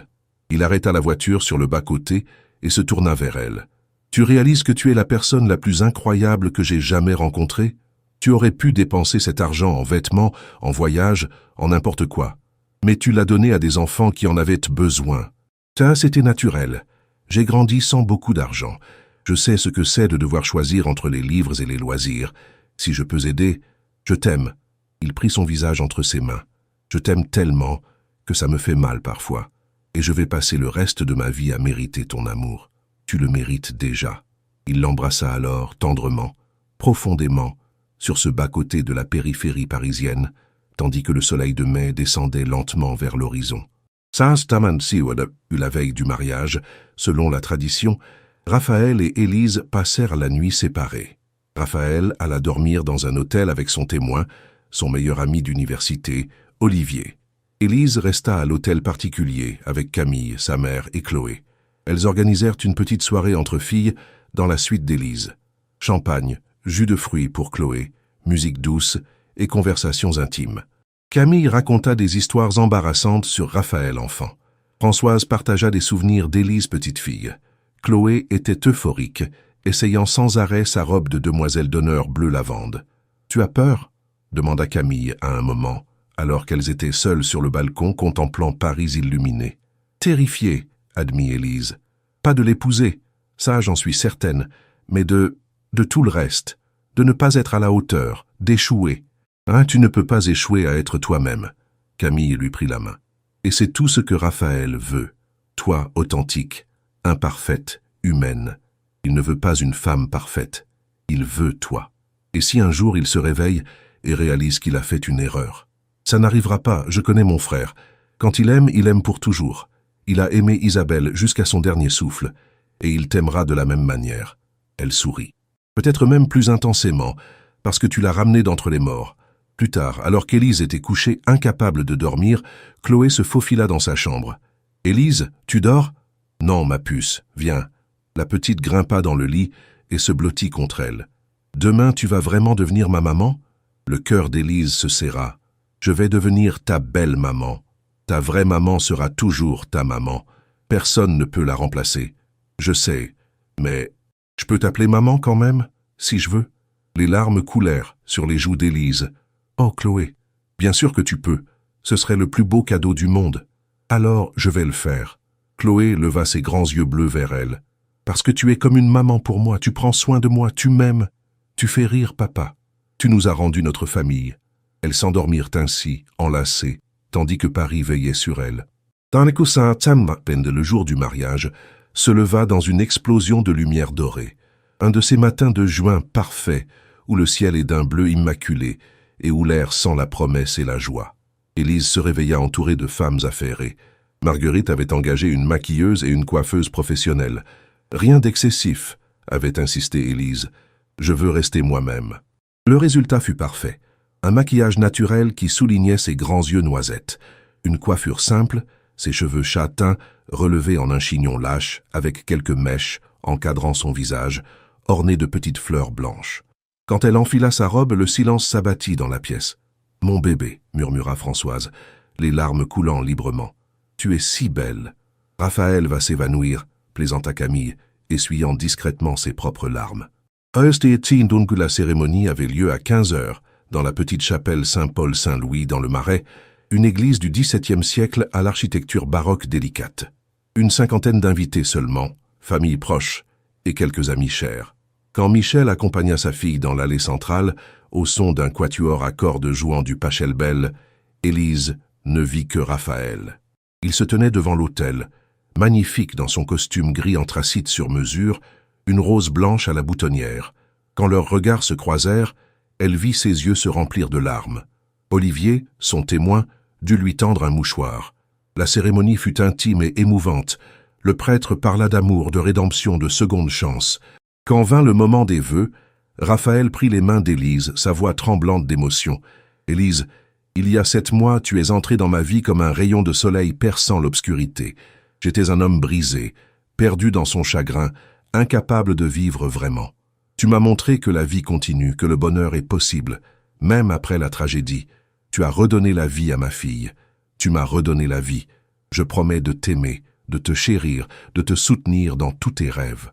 Je promets d'être l'homme que tu mérites, chaque jour pour le reste de ma vie. Je t'aime, Élise Moreau. » Élise pleurait maintenant ouvertement. D'une voix tremblante, elle prononça ses propres vœux. « Raphaël, tu m'as appris ce qu'était le véritable amour. Pas celui des contes de fées, mais le vrai, celui qui demande du courage, de la patience, de la force. Tu m'as donné une famille, tu m'as donné un foyer, tu m'as donné un but. Je promets de t'aimer dans les bons moments comme dans les moments difficiles. Je promets d'être une mère pour Chloé, de prendre soin d'elle comme si elle était la mienne. Je promets de construire avec toi une vie remplie d'amour, de rire et de souvenirs. Je t'aime, Raphaël Beaumont, pour toujours. » Quand le prêtre les déclara mari et femme, leur baiser fut tendre et chargé de promesses. Les applaudissements éclatèrent, et Chloé cria « Hourra !» faisant rire toute l'assemblée. La réception dans le jardin de l'hôtel particulier fut magique.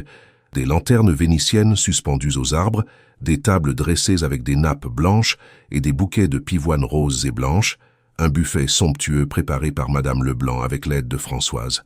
Les discours furent touchants. Camille parla de la transformation de son frère, de comment Élise lui avait rendu son sourire. Michel, avec sa simplicité de fermier, dit simplement « Monsieur Beaumont, vous avez ma fille.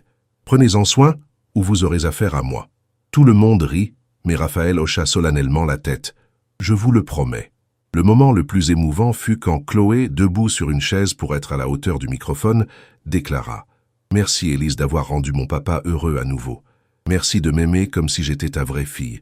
Je t'aime, maman. » Il n'y eut pas un œil sec dans l'assemblée. La danse d'ouverture se fit sur La vie en rose d'Édith Piaf. Raphaël tenait Élise dans ses bras, la faisant tourner doucement sur la piste de danse improvisée, tandis que le soleil couchant teintait le ciel de rose et d'or. « Madame Beaumont, » murmura-t-il à son oreille, « j'aime le son de ça. »« Moi aussi, » sourit Élise, « même si je garde aussi Moreau. Élise Moreau-Beaumont, le meilleur des 2 mondes. Parfait, comme toi. » La fête se prolongea tard dans la nuit. Les lumières de Paris scintillaient au-delà des murs du jardin. La musique emplissait l'air tiède de juin et le rire résonnait sous les étoiles.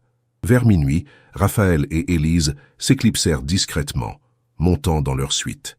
Demain, ils partiraient pour leur lune de miel, 2 semaines en Toscane, dans une villa que Raphaël avait louée. Mais ce soir, dans cette chambre baignée de lumière lunaire, ils ne pensaient qu'au moment présent, à eux, à ce nouveau chapitre qui commençait. « Prête pour l'aventure, Madame Beaumont ?» demanda Raphaël en détachant délicatement les épingles de ses cheveux. « Avec toi, toujours. » 6 mois plus tard, décembre. La neige tombait doucement sur Paris, transformant la ville en carte de Noël. Dans l'hôtel particulier du 7e arrondissement, l'excitation était palpable. Chloé, maintenant 9 ans, courait partout en pyjama de Noël, supervisant la décoration du sapin avec l'autorité d'une chef de projet. « Non, papa, la boule rouge va là. Et Élise, la guirlande est de travers. » Élise, assise sur le canapé avec une tasse de chocolat chaud, riait en regardant Raphaël obéir docilement aux ordres de sa fille. 6 mois de mariage, et elle ne s'était jamais sentie aussi heureuse, aussi complète. Les mois depuis le mariage avaient été une période d'ajustement et de découverte. Élise avait terminé son semestre universitaire avec d'excellentes notes. Elle envisageait maintenant de faire un master en littérature française. Raphaël l'encourageait sans réserve, ayant même aménagé un bureau pour elle dans la bibliothèque. L'entreprise de Raphaël prospérait. Avec les parts rachetées par son père et une nouvelle vision, il avait lancé une division dédiée aux technologies éducatives pour les enfants défavorisés, une initiative inspirée par Élise et son travail caritatif. Les relations avec la famille s'étaient considérablement améliorées. Pierre et Marguerite étaient maintenant des visiteurs réguliers, gâtant Chloé et traitant Élise comme leur propre fille. Camille était devenue une véritable amie, une confidente. « Tu as l'air radieuse ce soir », remarqua Camille, arrivée pour le dîner annuel de Noël avec son mari Thomas. « Il y a quelque chose de différent. Tu rayonnes. » Élise échangea un regard avec Raphaël de l'autre côté de la pièce. Il haussa un sourcil interrogateur et elle hocha imperceptiblement la tête. C'était le moment. « En fait, » dit Élise en posant sa tasse, « Raphaël et moi avons une annonce à faire. » La pièce se figea. Chloé arrêta net de disposer les boules. Camille écarquilla les yeux. Marguerite porta une main à sa bouche. Raphaël s'approcha et prit la main d'Élise. « Nous allons avoir un bébé. » Le silence dura une fraction de seconde, puis Chloé poussa un cri perçant. « Un bébé ? Je vais avoir un petit frère ou une petite sœur ?» Elle se jeta sur Élise, l'étreignant avec tant d'enthousiasme qu'elle faillit renverser le chocolat chaud. Marguerite pleurait ouvertement. Pierre serrait fièrement la main de Raphaël. Camille riait et pleurait en même temps. « Depuis quand tu le sais ?» demanda Raphaël à Élise, une fois le tumulte initial calmé. « 3 jours. Je voulais te le dire en privé d'abord, mais... » Elle sourit. Le moment semblait parfait. Il l'embrassa tendrement, ses mains se posant instinctivement sur son ventre encore plat. « Tu m'as rendu l'homme le plus heureux du monde. Encore une fois. » Le dîner de Noël fut une célébration dans la célébration. Madame Leblanc s'était surpassée et Françoise était venue spécialement de Normandie pour aider.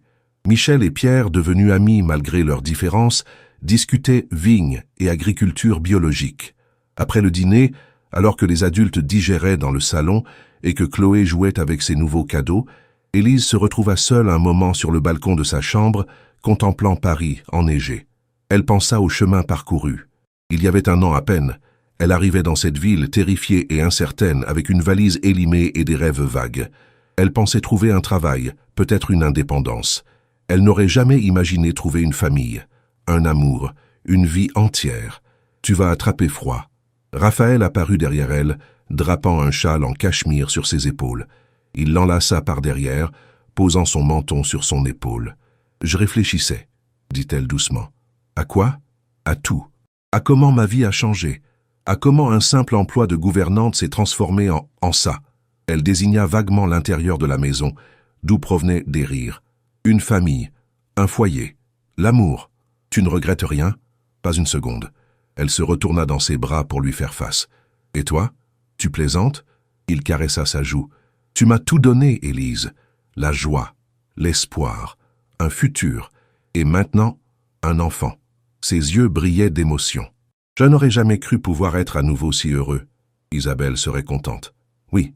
Il sourit tristement. Elle voulait que je sois heureux, que je vive pleinement. Grâce à toi, je le fais. Ils restèrent là, enlacés, regardant les flocons tomber doucement. Au loin, les cloches d'une église sonnaient minuit. Noël était officiellement là. « Tu sais ce que j'aime le plus dans notre histoire ?» demanda Élise. « Quoi donc ? Qu'elle n'est pas parfaite. Nous avons dû nous battre, affronter le jugement, les obstacles, les doutes, mais nous l'avons fait ensemble, et ça rend tout plus précieux. Tu as raison. » Il l'embrassa doucement. « Les meilleures histoires ne sont pas celles des contes de fées, ce sont celles où les gens choisissent de s'aimer malgré tout. » 3 ans plus tard, un dimanche de printemps, le jardin de la maison de campagne en Normandie était rempli de rires. Rose, 2 ans et demi, aux boucles dorées et aux yeux bleus de son père, courait après les papillons, poursuivie par Chloé, maintenant adolescente de 12 ans. Léon, 6 mois, gazouillait dans les bras de sa grand-mère Marguerite. Raphaël et Élise, assis sur une couverture sous un pommier en fleurs, regardèrent leur famille avec un contentement profond. Michel montrait à Pierre comment tailler les rosiers. Françoise et Marguerite riaient ensemble, en préparant le déjeuner. Camille et Thomas jouaient au badminton avec leurs propres enfants. « Tu te souviens, » dit Élise en se blottissant contre Raphaël, « quand tu m'as demandé si je voulais des enfants. Sur le Pont-Neuf, il y a 3 ans et demi. Bien sûr que je me souviens. Tu avais dit que Chloé avait déjà choisi les prénoms, Léo et Rose. Et elle avait raison. » Il rit en voyant Rose trébucher et se relever immédiatement avec la résilience des tout-petits. « Notre fille a toujours raison. Nos filles, au pluriel, nos filles. Il serra Élise plus fort. Et notre fils, et toi, ma femme extraordinaire qui jongle entre un master en littérature, 3 enfants et son travail à la fondation. Élise avait en effet créé une fondation caritative l'année précédente, financée en partie par Raphaël, dédiée à l'éducation des enfants défavorisés. Elle y travaillait 3 jours par semaine, trouvant un équilibre parfait entre sa vie professionnelle et sa vie de famille. « Je n'aurais jamais cru que je pouvais tout avoir, » murmura-t-elle. « Amour, famille, accomplissement personnel. Tu le mérites. Tu l'as toujours mérité. » Chloé s'approcha en courant, Rose dans les bras. « Maman, papa, Rose veut manger. » Et Léon commence à pleurer. Élise se leva pour prendre son fils des bras de Marguerite, tandis que Raphaël attrapait Rose qui se débattait en riant. Ils échangèrent un regard complice par-dessus les têtes de leurs enfants. Aucun mot n'était nécessaire. Leurs yeux disaient tout. Gratitude, amour, complicité. Le voyage qui avait commencé avec une question simple, « Tu n'en as jamais vu un ?» s'était transformé en une vie entière. Ce soir-là, après que les enfants furent couchés, après que les invités furent partis, Raphaël et Élise se promenèrent main dans leur jardin normand. Les étoiles brillaient dans le ciel dégagé, et l'air sentait le pommier et l'herbe fraîchement coupée. « Élise Moreau-Beaumont, » dit Raphaël en s'arrêtant sous le vieux chêne au fond du jardin, « sais-tu à quel point je t'aime? Dis-le-moi quand même. Je t'aime plus que les mots ne peuvent l'exprimer. Tu as transformé ma vie, tu as sauvé ma fille. Tu m'as donné 2 autres enfants magnifiques. Tu as réconcilié ma famille. Tu as fait de notre maison un vrai foyer. Tu es tout. Tu m'as sauvé aussi, tu sais. » Elle prit son visage entre ses mains. « Tu m'as montré que je pouvais être plus que ce que j'imaginais. Tu m'as donné la confiance de poursuivre mes rêves. Tu m'as aimé quand je ne savais même pas qui j'étais vraiment.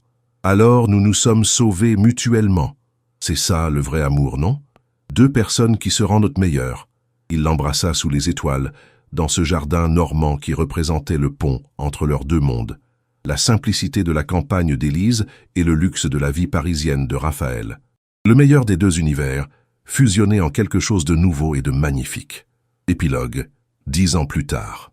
Le portrait de famille ornait maintenant le manteau de la cheminée de l'hôtel particulier. Raphaël, cheveux légèrement grisonnants mais toujours séduisant à 52 ans. Élise, à 38 ans, radieuse et accomplie, ses yeux noisettes pétillants de joie. Chloé, 22 ans, étudiante en architecture comme sa mère biologique, le parfait mélange d'Isabelle et d'Élise. Rose, 12 ans, passionnée de littérature comme sa mère. Léon, 10 ans, déjà intéressé par la technologie comme son père.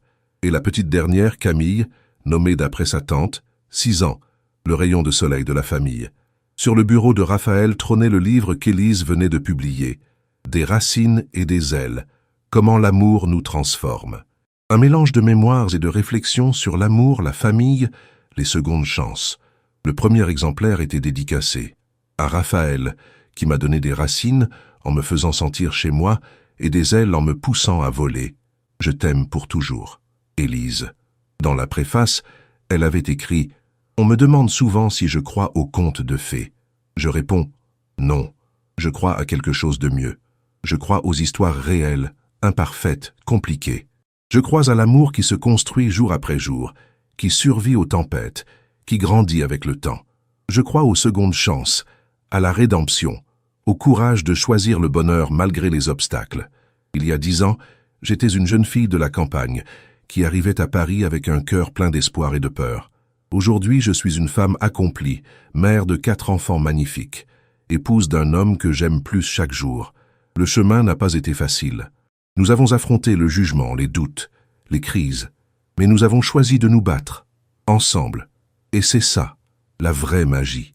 Pas un prince charmant qui sauve une princesse, mais 2 personnes imparfaites qui choisissent de construire quelque chose de beau ensemble. C'est notre histoire. Et elle continue, chaque jour, dans chaque sourire, chaque défi surmonté, chaque moment partagé, parce que l'amour véritable n'est pas une destination, c'est un voyage. Et quel voyage magnifique nous avons eu!